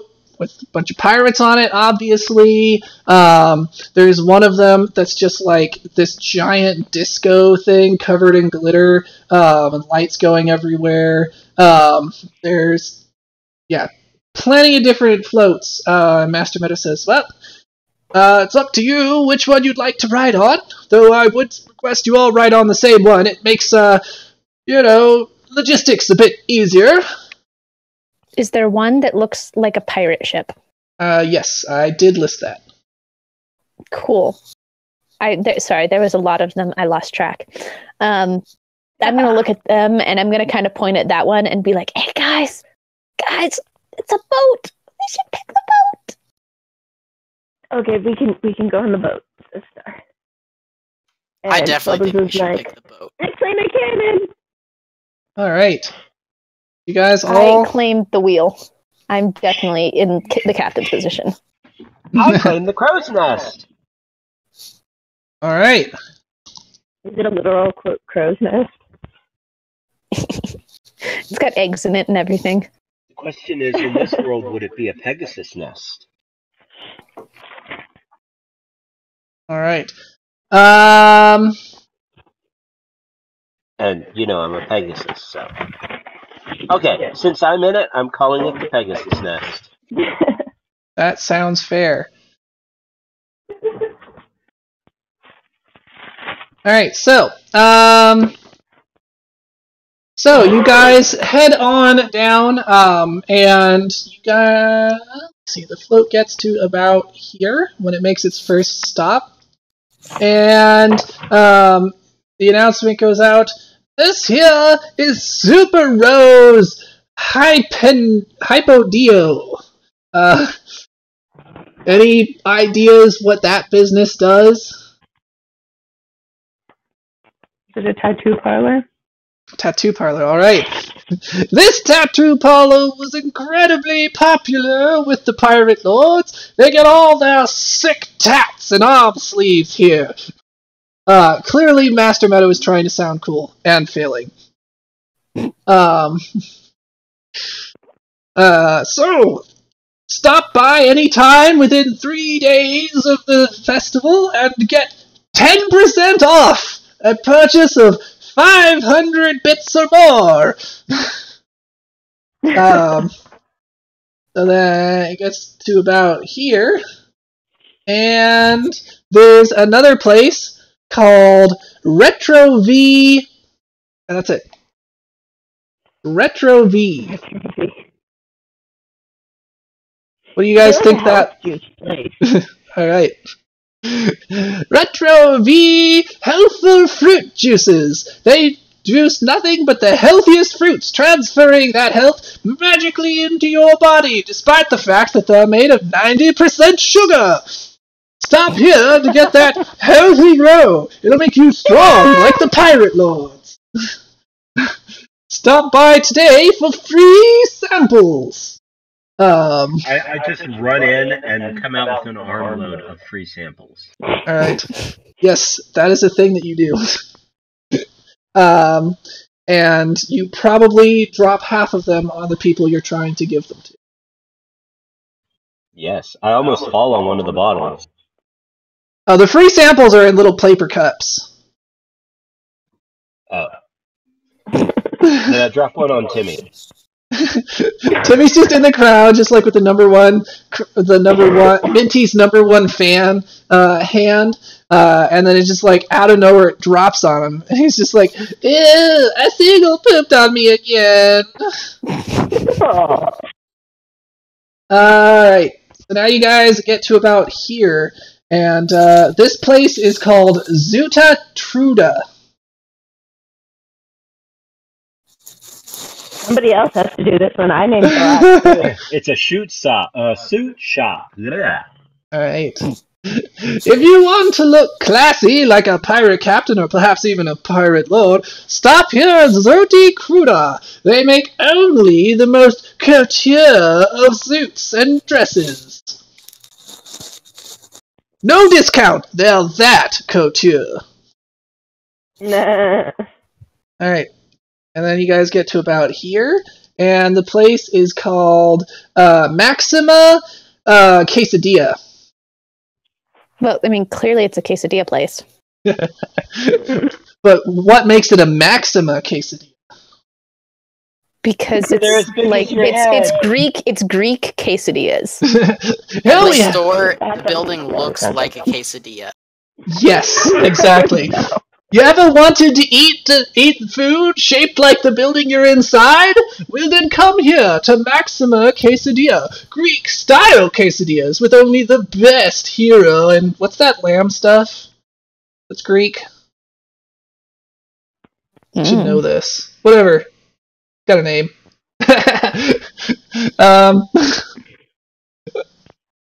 So stop by. They have food as big as your head. Let me get back to here. And then if you guys want to give me just like a random idea for a name, I'm just literally just putting out nonsense. This place is called Demo Pizza Joe. It's an exercise gym. Is it an exercise gym / pizza parlor? Yes. Did you ever want to negate your exercise by getting fat while you're on a treadmill?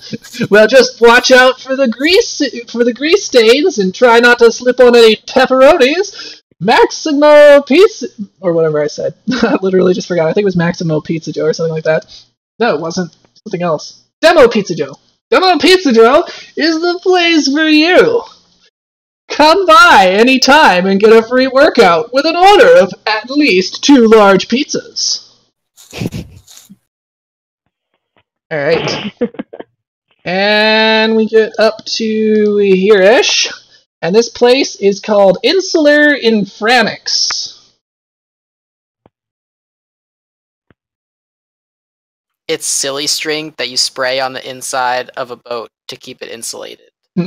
Perfect. Have you ever wanted to insulate your boat and have fun and possibly spray potentially toxic chemicals onto your crewmates? Well, Yes! Insular Infranix has got you covered. And your boat, too. Just be careful. Might cause cancer of the testicles. And then finally you get to the end.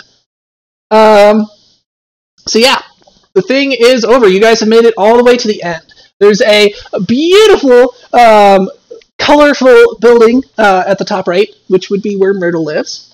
And the kind of Myrtle and Master Meadow get out on another platform that's been set up over on this side, and they say, "Today, this has concluded our festival, the Festival of Five. Here we end at the Palace of Five, the former residence of the Pirate Lords. We are forever in their debt, not only for the way that they've saved us, but for the many things that they've done. They had done since they truly are an inspiration to every pony in how we should behave. And now, as per tradition, we shall sail to the island of Renewal, where we shall place a single diamond upon the spot where they closed the enormous whirlpool, which has a name, but none of these people know it. So that's, I don't know. I need to figure out what they would call it. Where they closed the whirlpool, which nearly swallowed the oceans. And so then you guys debark, or your boat, and embark on a new boat. A real one this time. Yes. So it is a large white boat with pink trim and decorations that look like little clouds. And you guys head out into the ocean. Everybody give me a perception check.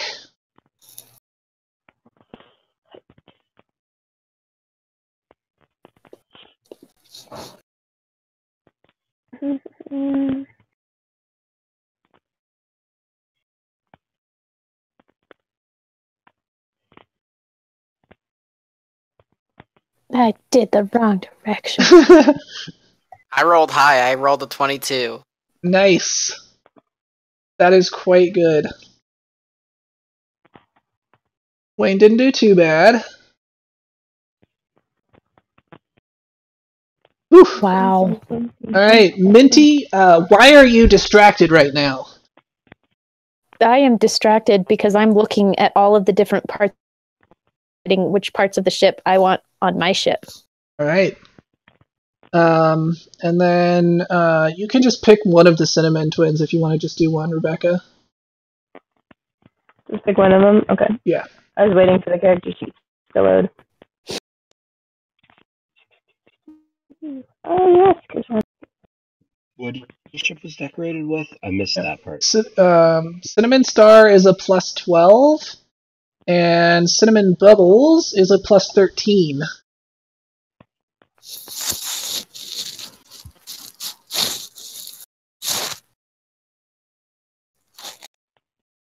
Oh, one thing I should specify first, though.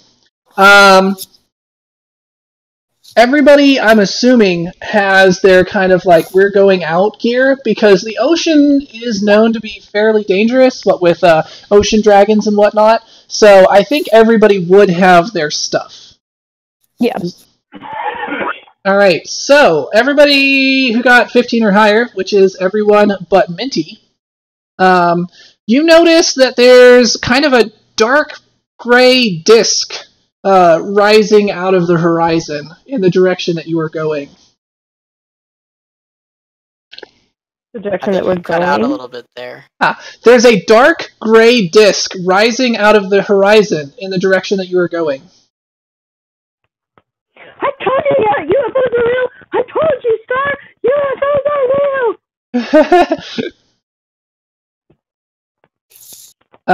So, Minty, if anyone points it out to you, you would know what that is. Caramel, how much sailing have you done in your past adventures? I was on a sailboat one time, but that was it, and it was Okay. exhilarating. So you're not super sure what that is either. Wouldn't have Minty have seen it because Bubbles was yelling, I told you UFOs Oh. were real? I don't know, Minty, were you listening to Bubbles? Yeah, I would say that the yelling got my attention, so I was like checking to see what he saw. Okay, so you look in the direction that he's pointing, and you do now finally see the gray disc, and you know that is a storm system. That's... wait, was it Bubbles who said that? Yes. That's not a UFO. UFOs are unidentified. That's identified. That is a storm system. Yes. The what? That doesn't sound so good. Storm system! And Sugar Song instantly just like freezes and starts quivering from head to toe. Yes, and as you are starting to get closer, you are starting to be able to hear some thunder distant in the coming from the cloud. But as you guys are starting to react quite loudly, Master Meta, or no, Myrtle, the zebra, comes up to you guys and she goes, "Oh, I wouldn't worry about that. It's been here for the past 2 or 3 weeks. It seems to be rather localized. It's just sitting there off the island. I wouldn't concern myself. It hasn't moved since it appeared." What, Seems and it hasn't moved since it appeared? Yes, it's just been sitting in that one spot. We're not quite sure what the source is, but it doesn't seem to be getting any bigger, and it's not going anywhere. And that's normal? I've seen stranger in my times. Well, that sounds like an adventure for another day. It's a storm. I don't trust it. Yes, quite. We shan't be going anywhere near it. Don't worry. We're just heading to the island, and then we'll be off again. So you guys head out, continued, unless your guys are planning to like commandeer the ship, they're not planning on stopping. And you guys can, after about 20 minutes or so, can just start to make out the island. But then you notice that Myrtle is looking out at the island and the storm past it, and she looks much more concerned than she did when she dismissed your worries earlier. I'm going to walk up to her and be like, from one sea pony to another sea pony. That storm, it's a problem, isn't it? I didn't think it would be, but it seems to have gotten larger since the last time I saw it. And she kind of points to the island, and she says, "You can see there, just on the beach across from us, where the waves get choppy. The waves were perfectly still there last time I came by. This does not bode well."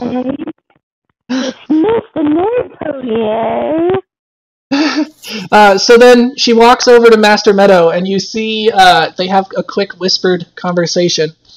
And then she goes below deck and returns with a glimmering diamond. And she says, "Well, I suppose this will have to be close enough," and drops it overboard. The diamond catches my eye, and I say, "Ooh, shiny!" Yes. All right, Skipper, turn this boat around. Let's return. And right as she says that, you feel a gust of wind hit the boat, and then a few seconds later, a wave about 3 feet tall slams into the side of the boat, sending everyone rolling on the deck. So everyone can give me athletics or reflex to try and keep your feet.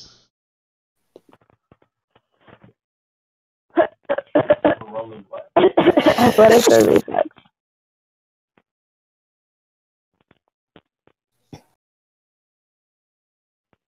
All right. Caramel is able to keep her feet. Do you want me to roll for just one of the twins, or roll for both? Go ahead and just roll for one. Okay.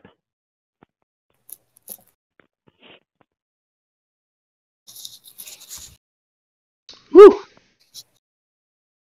Not a good time to be a weak flyer, Sugar. So Sugar is trying to fly between the Pegasus nest and the deck, and just as the wind hits, and oddly enough, it actually hits you from away from the island. So it's actually pushing you toward the island, and you immediately go flying overboard. Oh boy. Yes. Well, I'm sure it didn't help that I was terrified of the storm to begin with. No. Minty is going to dive in after Sugar immediately. Okay. And both of the Cinnamon Twins are also toppling overboard as the wave hits them. Well, hits the boat and them. Also, Caramel. Being an experienced sailor, I'm grabbing a rope as I'm jumping overboard. Okay. Caramel, you are the only one still on the boat. I'm frantically searching for life vests to throw in after everybody. Okay. They're being carried away by some sort of tide. They will be out of your reach within seconds. So then I dive in after them and grab onto the rope that Minty grabbed. Okay. You grab the other end of the rope, and you both realize when you come up that you are holding either end of the rope, and it's attached to nothing. Did anything else get knocked off of the boat? Like, I don't know, a wooden crate or something? Yes, there are Or some a barrel? crates and barrels. So, Minty, as the first one in the water, you're able to find Sugar Song and grab her with one hoof. Sugar, being afraid of storms, you're just essentially, like, inert at this point.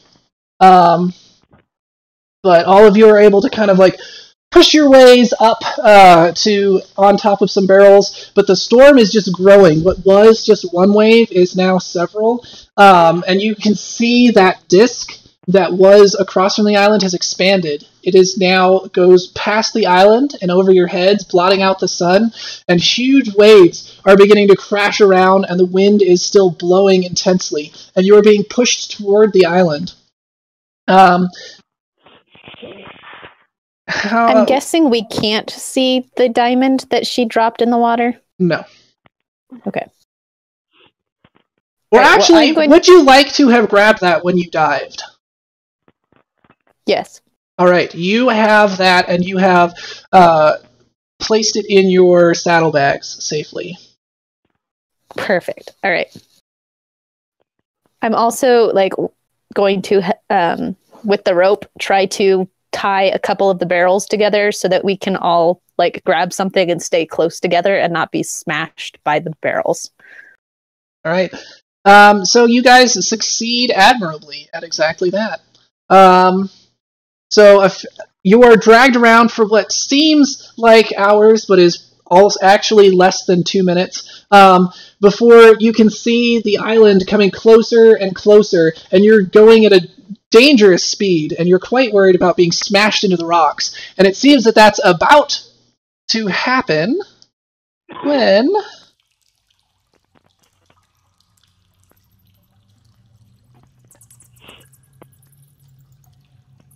you, instead of slamming into the rocks, you find yourselves plummeting through a hole and down into a dark space.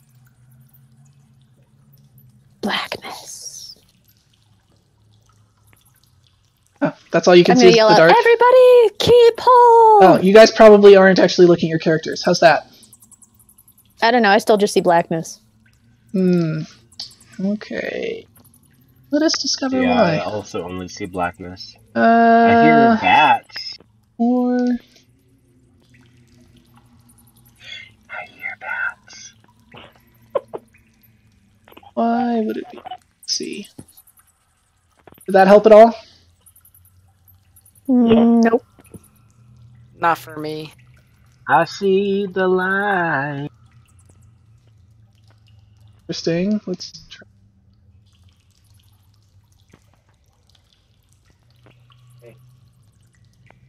I may not. Let me check. Sure, you all have sight. Hello. Why is it not letting? Okay. Okay, let's try this.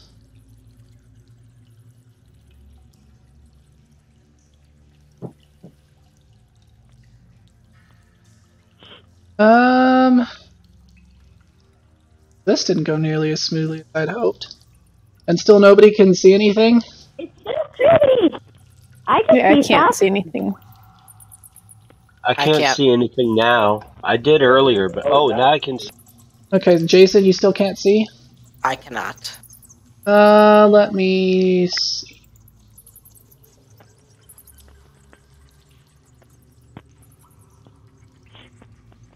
Advanced sight.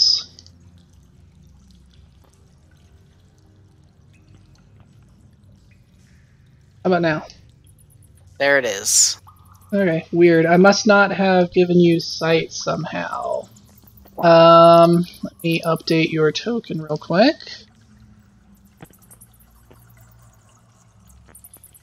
Right, who else still can't see? I cannot see.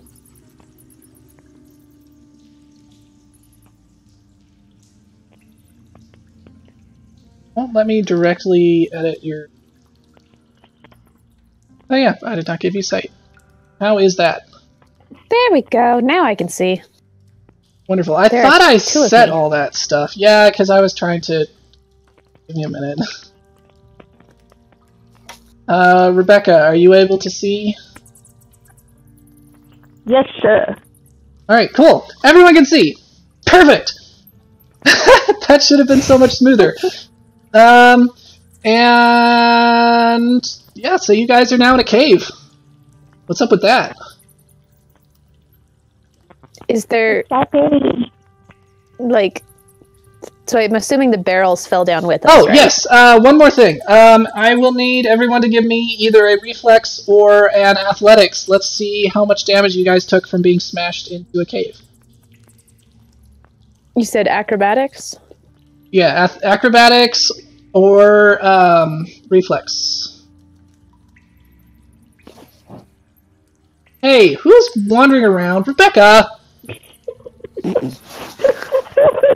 Boring. Seriously, Rebecca?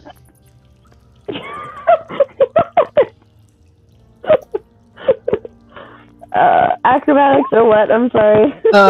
Reflex? Acrobatics or reflex?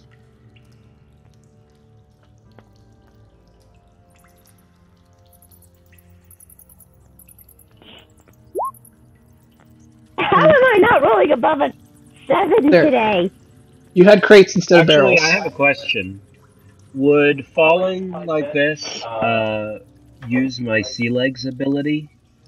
Because it says I'd get a +4 for air or water effects or being knocked prone. Not in this case, though. It would have helped you. You could have added that to your roll earlier when you were still on the boat. Alright, Okay. so Jason, you got a 21.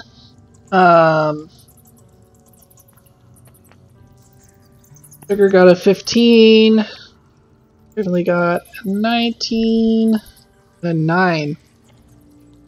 Ah! Yep. Alright, so, any of you who got 15 or better are taking half damage. Any of you who got less than 15 are taking the full damage here, so.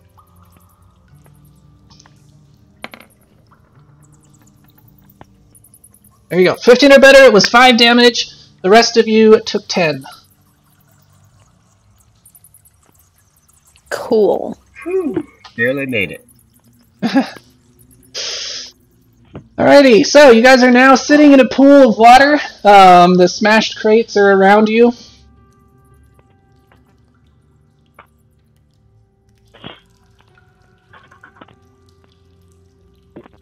I think I tripped in there now.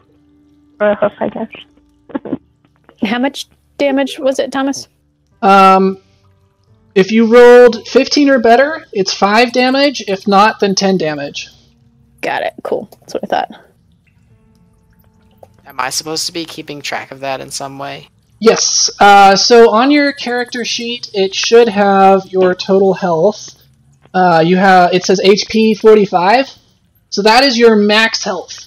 And then you can either count up or down, whichever makes more sense to you, but you would have 5 or 10 less than that based on your roll. And then if you get down to 0, then the dying rules kick in, but otherwise anything from, full to 0 is just like you're still alive, so like in a video game. Cool.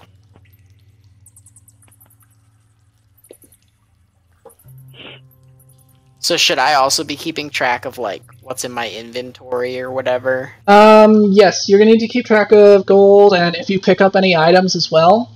You do have under the gear section, so it's on the second page, kind of toward the middle, you've got gear. So that does list everything you've got. You've got your backpack, your bedroll, belt patch, dagger, flint and steel, ink pen, mess kit, money, blah, blah, blah. All that stuff is listed. What we're doing, so when I made your characters, I went ahead and just gave you all the generic kit for your class. And then we're going to be doing a roll. So if you want to have something that isn't listed there, we're going to roll. If it's an item you would be likely to have, then it's going to be a 75% chance you have it. If it's something that you might have, it's going to be a 50% chance. And then if it's something that's a little bit unlikely but not impossible, then it's going to be a 25% chance that you have it. Does that make sense? Makes sense to me. Cool. Does that mean I can't have a dragon? No. Got it. That's disappointing. Okay. In My Little Pony, dragons are people. Yes. Dragons are people too. What do they have as pets? bunnies and birds and stuff.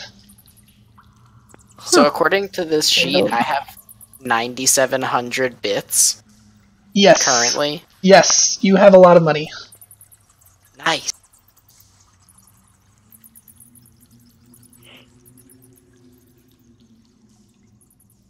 Several of you do.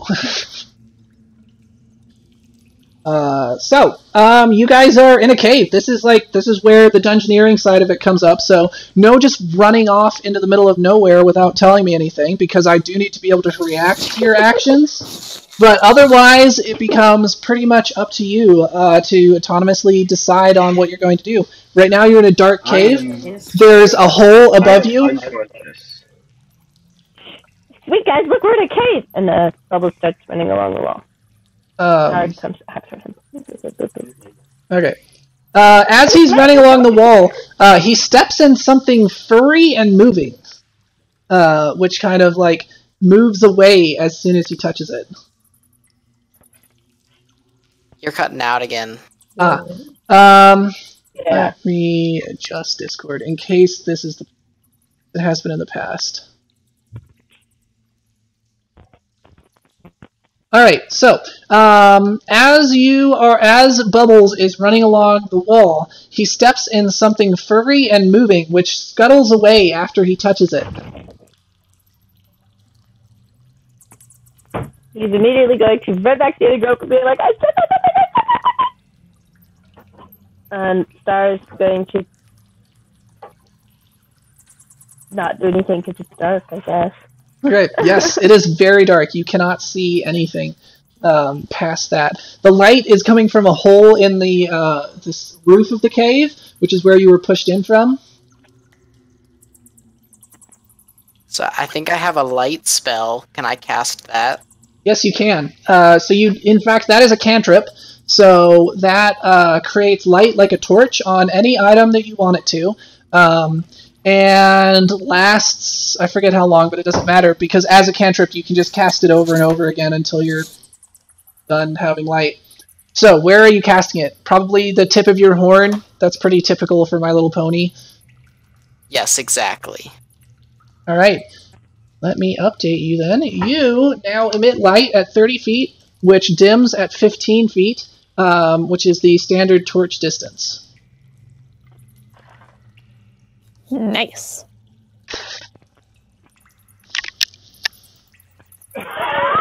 Alright, as soon as you move over there, you hear an angry scuttling. Everybody, roll for initiative. Caramel just awoke some spiders. Ah, spiders. Ew. Well, I said that I was unconscious because I was expecting that I fainted from the storm and everything, and being sucked out to sea by it. Okay, that's fine. What do I do? Do I just lay on the floor, or? Yes, you continue to lay in a puddle because you're unconscious. Cool.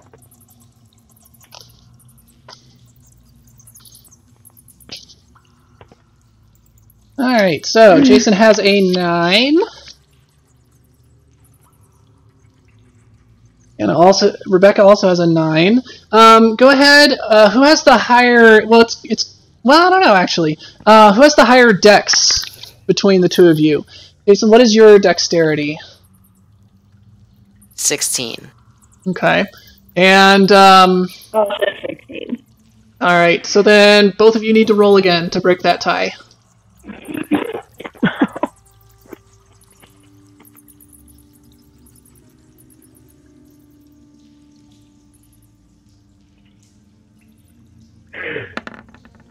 I went ahead and rolled just in case I end up conscious. Okay. I'll say that you wake up after one round. Okay, so it looks like now that you guys rolled off again, Ravenly is still first because in the initial roll she was highest. So Minty Chips is still top in the initiative order. And then we have Caramel Kisses. Then we have the Cinnamon Twins. And technically, technically Sugar Song would have been first, but she's out of it. So, and then the spiders got a 17, so they will actually be going first. All right, so combat has officially started. Welcome to the Thunderdome. Let me... Their speed.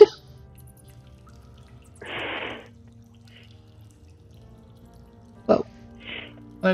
Stop doing stuff. Thank you. These ones are going here. These ones...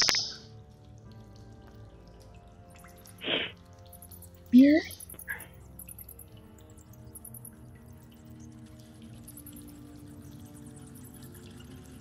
I don't believe they have any ranged attacks. You guys are in luck there. None of them were able to reach you. Those spiders are too cute to hate.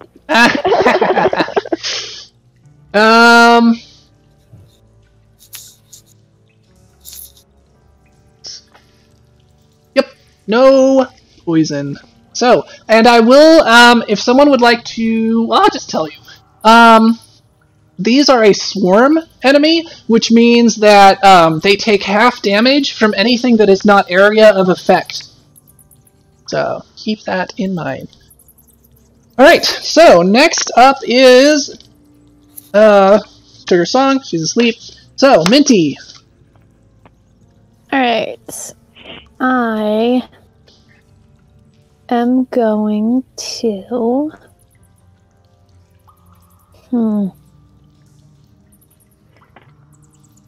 Would the slow burn arrows be area of effect? I don't know.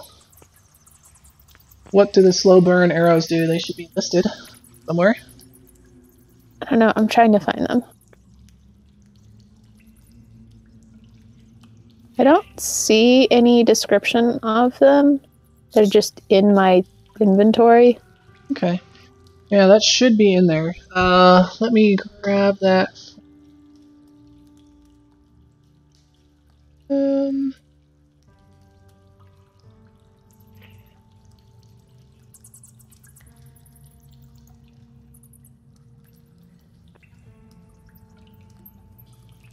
Helpful. Or Splinter Cloud. That one I do believe is area of effect.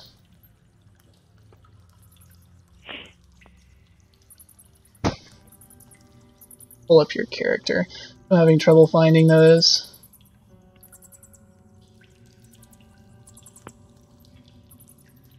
Yeah, I thought those would be listed. I'm really surprised that they're not, because that is kind of difficult to use an item if you don't know what it does. Yeah. Okay, weapons. Okay, slow burn. So slow burn, if you hit a target with a slow burn arrow, it deals damage as normal, but at the beginning of your next turn, the arrow bursts into flames and deals 1d6 points of fire damage to the target. So yeah, I'd say that one would be. And then Splinter Cloud. Come on. On a successful hit, a Splinter Cloud arrow deals normal damage as it tears itself apart, creating a burst of razor-sharp bone shards centered on the target. These shards deal 1d3 points of piercing damage to the target and any creatures adjacent to the target. So yes. Okay, so I think I'm going to do Splinter Cloud. Okay.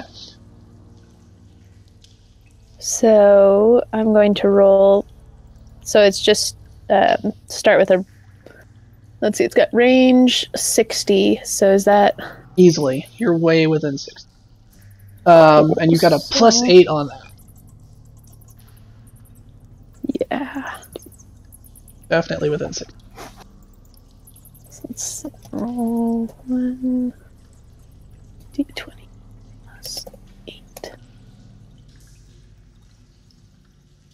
I got 13. Alright, that is not enough to hit. Can I shoot at them again? Well, what does your attack say? Does it have more than one listed? No. Then no. Well, no, you didn't move, so technically yes. If you would like to use your move action to also shoot at them, you can do that. Yes, I would like to use my move action. Because I feel like this bow is... Well, actually... No, I'll probably run up to them. Because I've only got 5 of those splinter shot arrows. Yep. Alright, you, I believe, have a move of 40 feet, so you have more than enough range to get up to them. Cool. I'm gonna get up to them on this side. Is that close enough to hit them? Yep. Cool. Yeah, they take up that 4 square area. Okay, then that is your turn. Oh, one thing though, the way that you just ran, you would have triggered attack of opportunities both... Okay, how about that? No, you still would have triggered it here. Is there any way to, like, run around and get in there? From where I was? Because I was like... So they've got a... there. They've got a reach of 5 feet, so as long as you stay outside of the squares directly adjacent to them, you'd be fine. So yes, you could go there and then down one. Down one? Okay, that's what I plan to do. That's what I'm doing. Give me the draggy thing. So I'm still getting there. Oh, and by the way, so in combat, Jason, you're able to take a series of actions. So you can take a move action, which is generally to move your character, an attack action, which is obviously also to attack. You can do any number of free actions, and then you also get 1 quick action every round. And we'll talk about what kind of things you can do when it's actually your turn, because that'll make more sense in terms of what you can actually do with your character. And then banter is completely free. So feel free to speak up during battle and be like, "Hey, look, spiders are coming after me," or whatever. At any time. It makes the battles a little bit more interesting when it's not just people talking about tactical decisions. So yes, that is Minty Chip's turn. So it is now Caramel's turn. Okay, cool. So I think I want to take a move action first. Okay. As a squishy spellcaster, I thoroughly endorse that choice.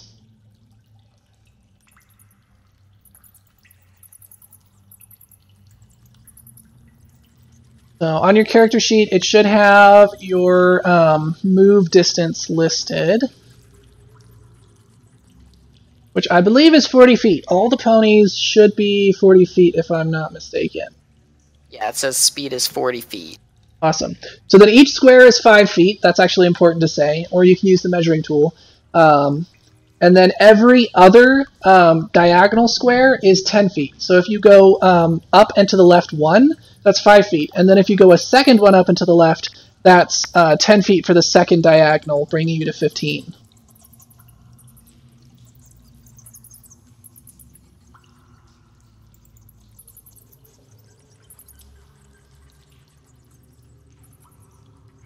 Is this high ground over here?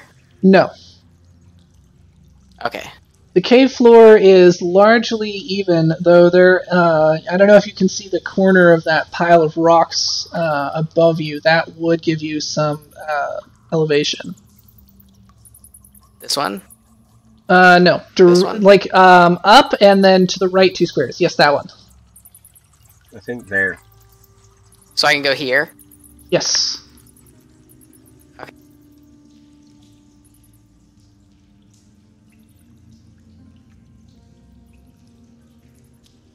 Oh, there's more spiders. Eek, more spiders. Indeed there are. So that's your move action. And now, I don't know that there's much useful you could do with your free or quick actions, so mostly what you would want to do now is spend your attack action to cast one of your spells. Your character is largely like an illusionist. They're not heavily focused on doing damage. So you could either try to buff your allies, you could try to confuse your enemies, or you do have some attack spells. Particularly Fireball is an area of effect spell that does quite a bit of damage and is great against spider swarms. So I was looking at Fireball. I keep forgetting to push to talk.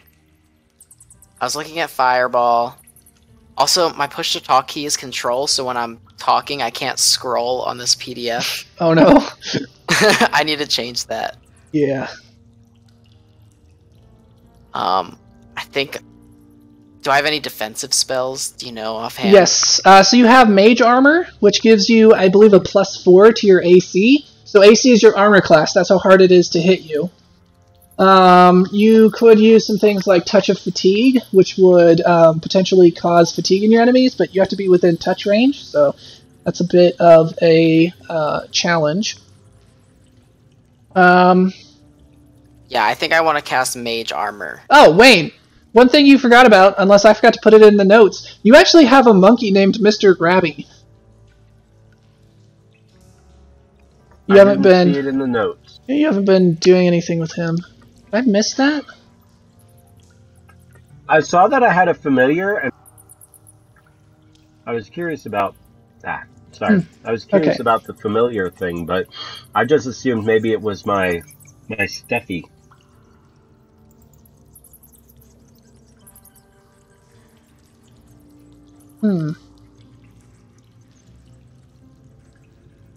Where did that end up? Did I accidentally write that up for someone? Oh, here we go. I'm on the wrong page anyway. Okay, yeah. So looks like I forgot to update your journal entry for that. So I'll do that real quick. Anyway, sorry to interrupt about that, Jason. No problem. So, if I cast the Mage Armor, it says... I don't have to roll or anything, right? No, not for that. Not unless you wanted to cast on someone who was unwilling, and then they could try to resist your spell. Okay, I want to cast it on me, though. Yeah, obviously you're willing, so you're not going to resist your own armor spell.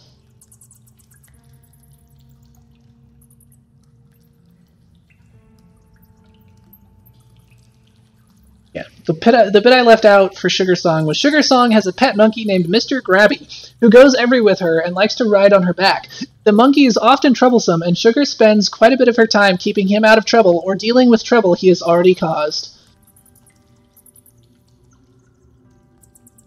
Well, considering how much trouble I cause, this does not sound like a good combination. Bum bum bum. Okay, so, yes, you don't have to roll for that, Jason, so you just have Mage Armor now, which gives you a +4. So just remember that your AC, rather than what's listed, or write it down somewhere, whichever, instead of 13, or not 13, instead of 15, your AC is 19. Which means that someone would have to roll an attack of 19 or better to hit you. And that will last for 5 hours, because it lasts for 1 hour per level, and you're level 5. Got it.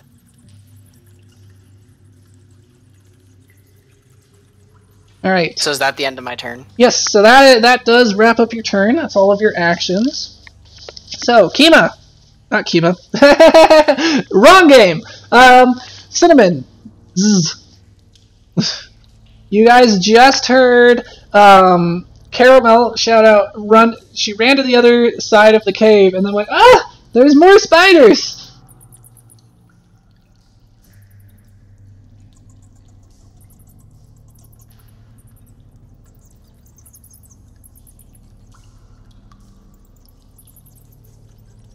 Oh no, they've died.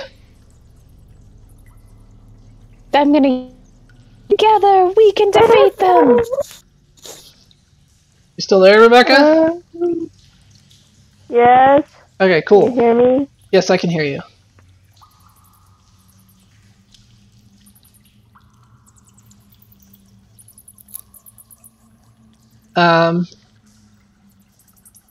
Do you need some time?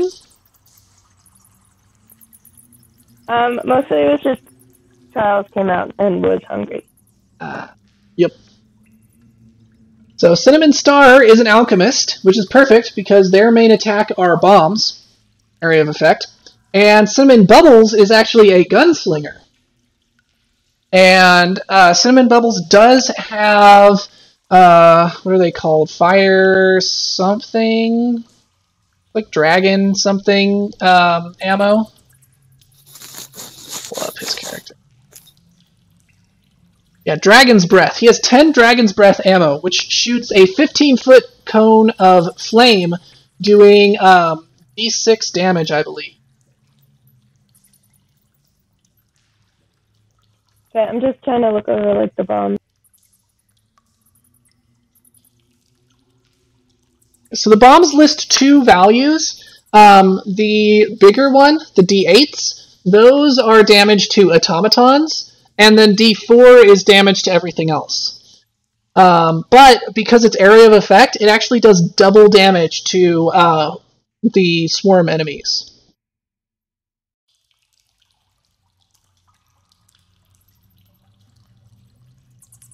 I just want to say I think it's hilarious that these ponies just whipped out an arsenal of weapons.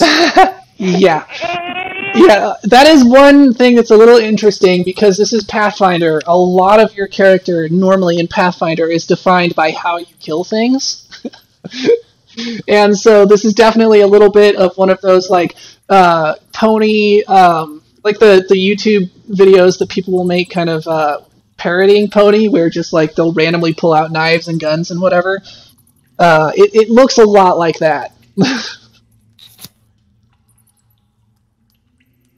I was off a bit. So the Dragon's Breath does 2d6 fire damage, which is even better.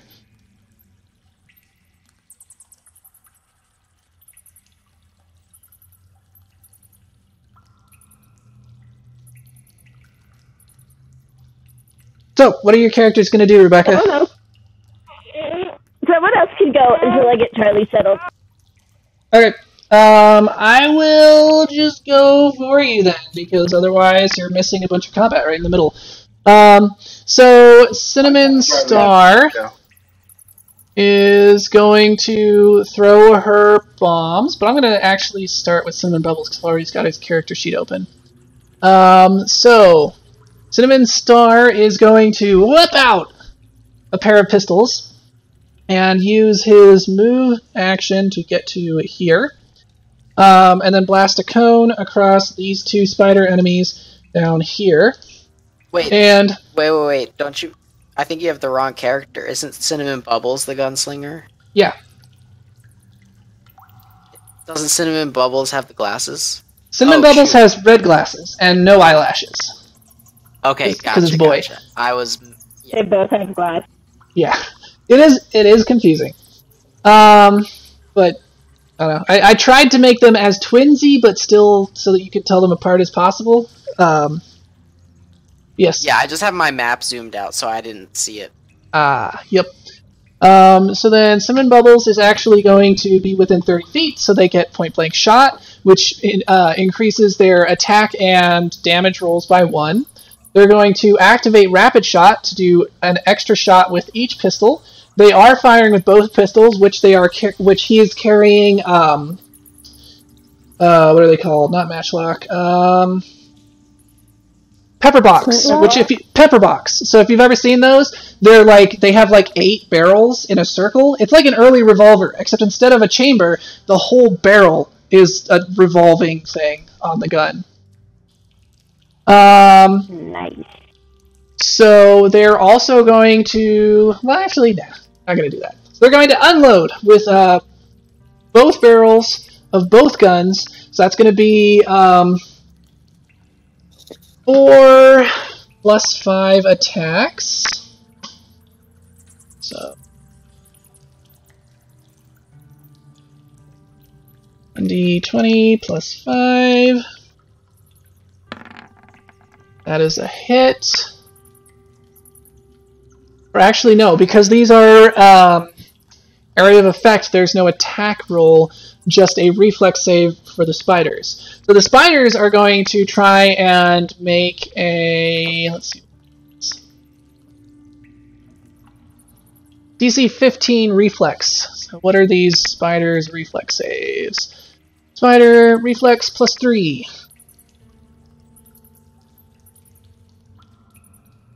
The first group of spiders is going to succeed at not at taking half damage, and the second group of spiders is going to also succeed at taking half damage. So they're both taking half damage from 4 attacks that each deal, let's see, 2d6, so that's going to be 8d6.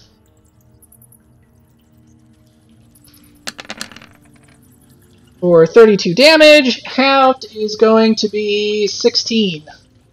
So, each of these 4 little spider guys are going to take 16 damage. Which, let's see, what are their hit points? Wow! Toasts them both! So, Cinnamon Bubbles, the shy nerd, this entire time, once the stuff hits the fan and things are going wrong, whips out a pair of guns and just immediately starts roasting spiders alive. Killing both of these. Go Bubbles! That's the way we do things in Equestria, huh? Alright. Spiders are dead. Some of them. So that will... or no, Cinnamon Star still needs to go. So Cinnamon Star is going to come over to here, and her sheet should be up by now. As it is going to throw an Alkahest Bomb. That's a +7.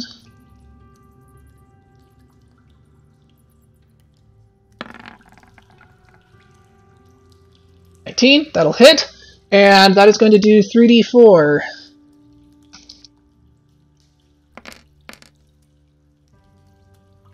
Wow, for really good damage, 9. Which I believe also kills her group of spiders.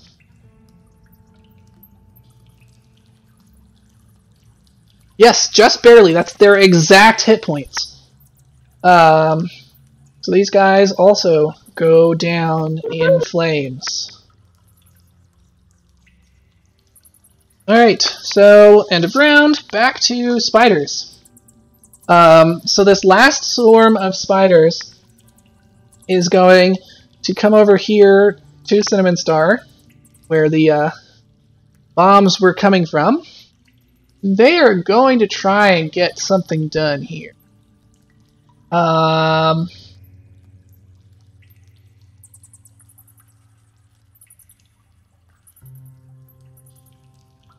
Oh, because they're a swarm, they automatically hit. So they are going to do 1d6 damage.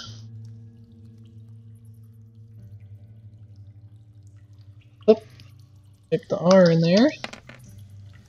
For a whole 1 damage to Cinnamon Star. But, they are also could be poisoning you.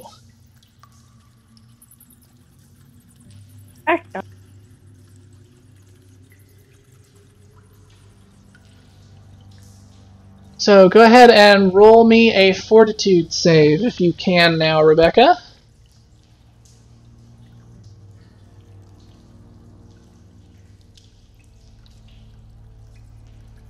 I'm looking.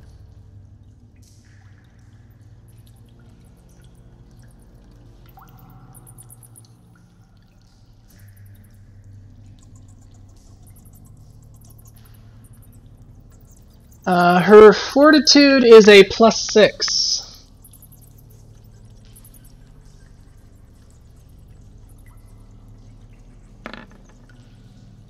Which she thoroughly aces, so no poison. So we are now to Sugar Song. You wake up as Cinnamon Star is starting to like squeal just a little bit because hundreds of tiny little spiders are crawling up her hooves.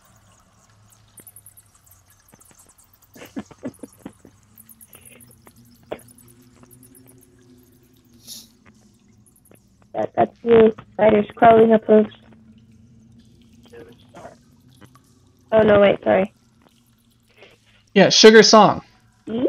Sugar Song wakes up Yeah, Sugar as Song. Cinnamon Star is squealing. Just a little bit.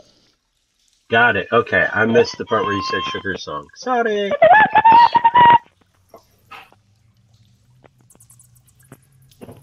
Okay, I'm new to being a bard, and I'm not sure how the spells thing is supposed to work for me. It works the same way as a cleric. So you have a number of spells in your slots per day, and then you can cast any spell you know that number of times for that level.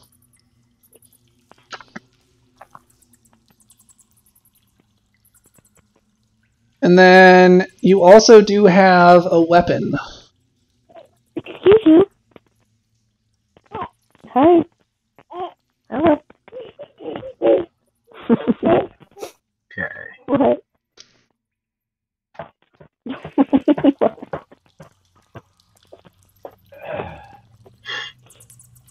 So if I try to cast Lullaby on the swarm of spiders, it's going to affect Cinnamon. Is the lullaby an area of effect? Yes, it has an area of effect of 10-foot burst radius. Any creature within the area that fails a will save. So yeah, I guess it would affect her too. Okay. Yep. Stop it.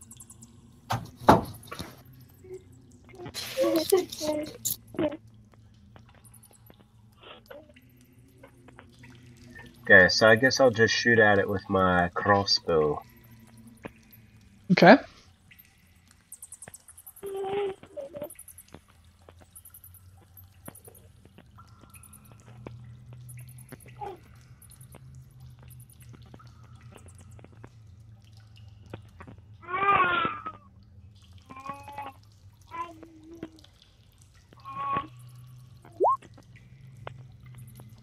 Nice. That will definitely hit.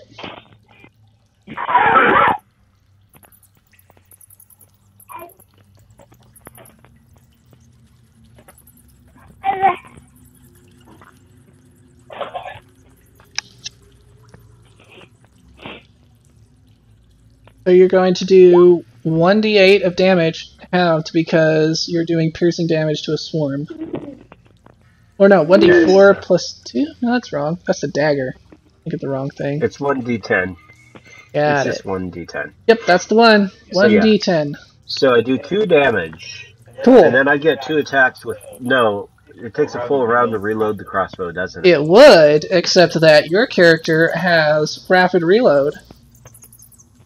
Nice. So you Alright. also have crossbow mastery. Basically, your character is good at crossbows, so you are able to fire your crossbow as fast as a person could fire a bow. Nice. So I will go ahead and take 2 more shots.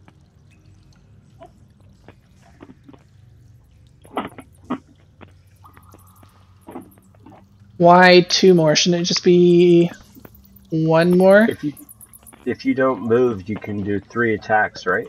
No, if you don't move, you can do 1 extra attack with your move action. Oh, okay. Okay. So anyway, there's my second attack. Okay, that'll hit. So if that hits...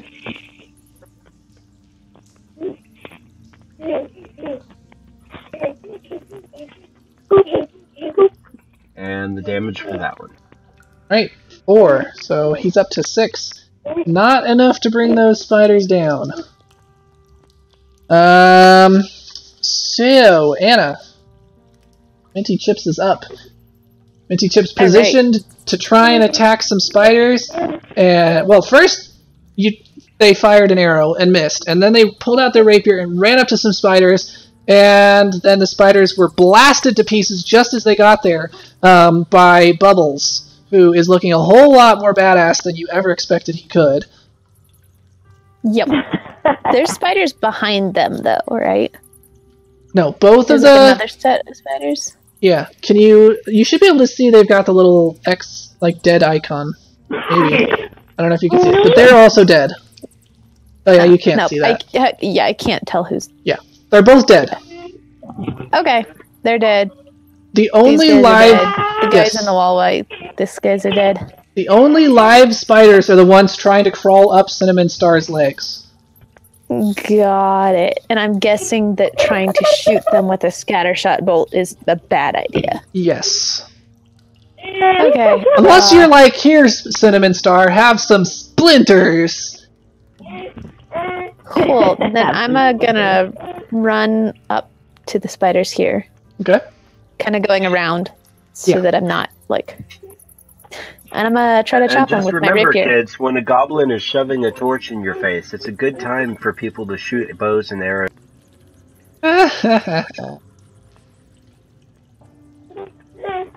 Yeah, I'm gonna chop it with my rapier. Which is a +9.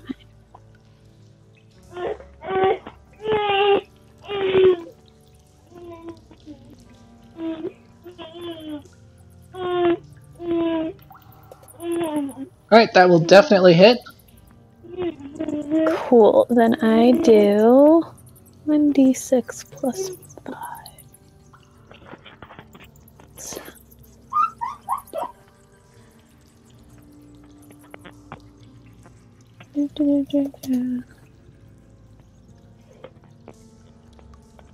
I heard demented laughter. Alright, so half of that would be 3 because you round down.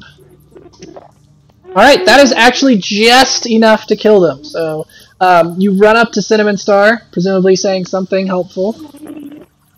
I've got this, don't worry! And start smacking at the bigger ones with your rapier, skewering them like a shish kebab along the length of your rapier. And as the bigger ones die, the smaller ones kind of start to disperse until it's just a few harmless little daddy longlegs crawling around.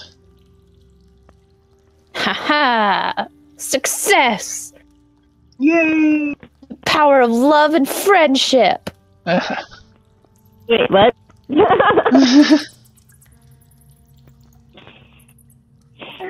And a really big gun.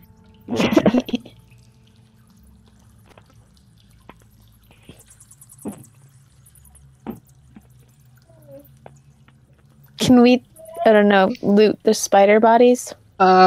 Sure. They have lots of hairy legs. You have now collected a necklace worth. Cool. Necklace of hairy legs.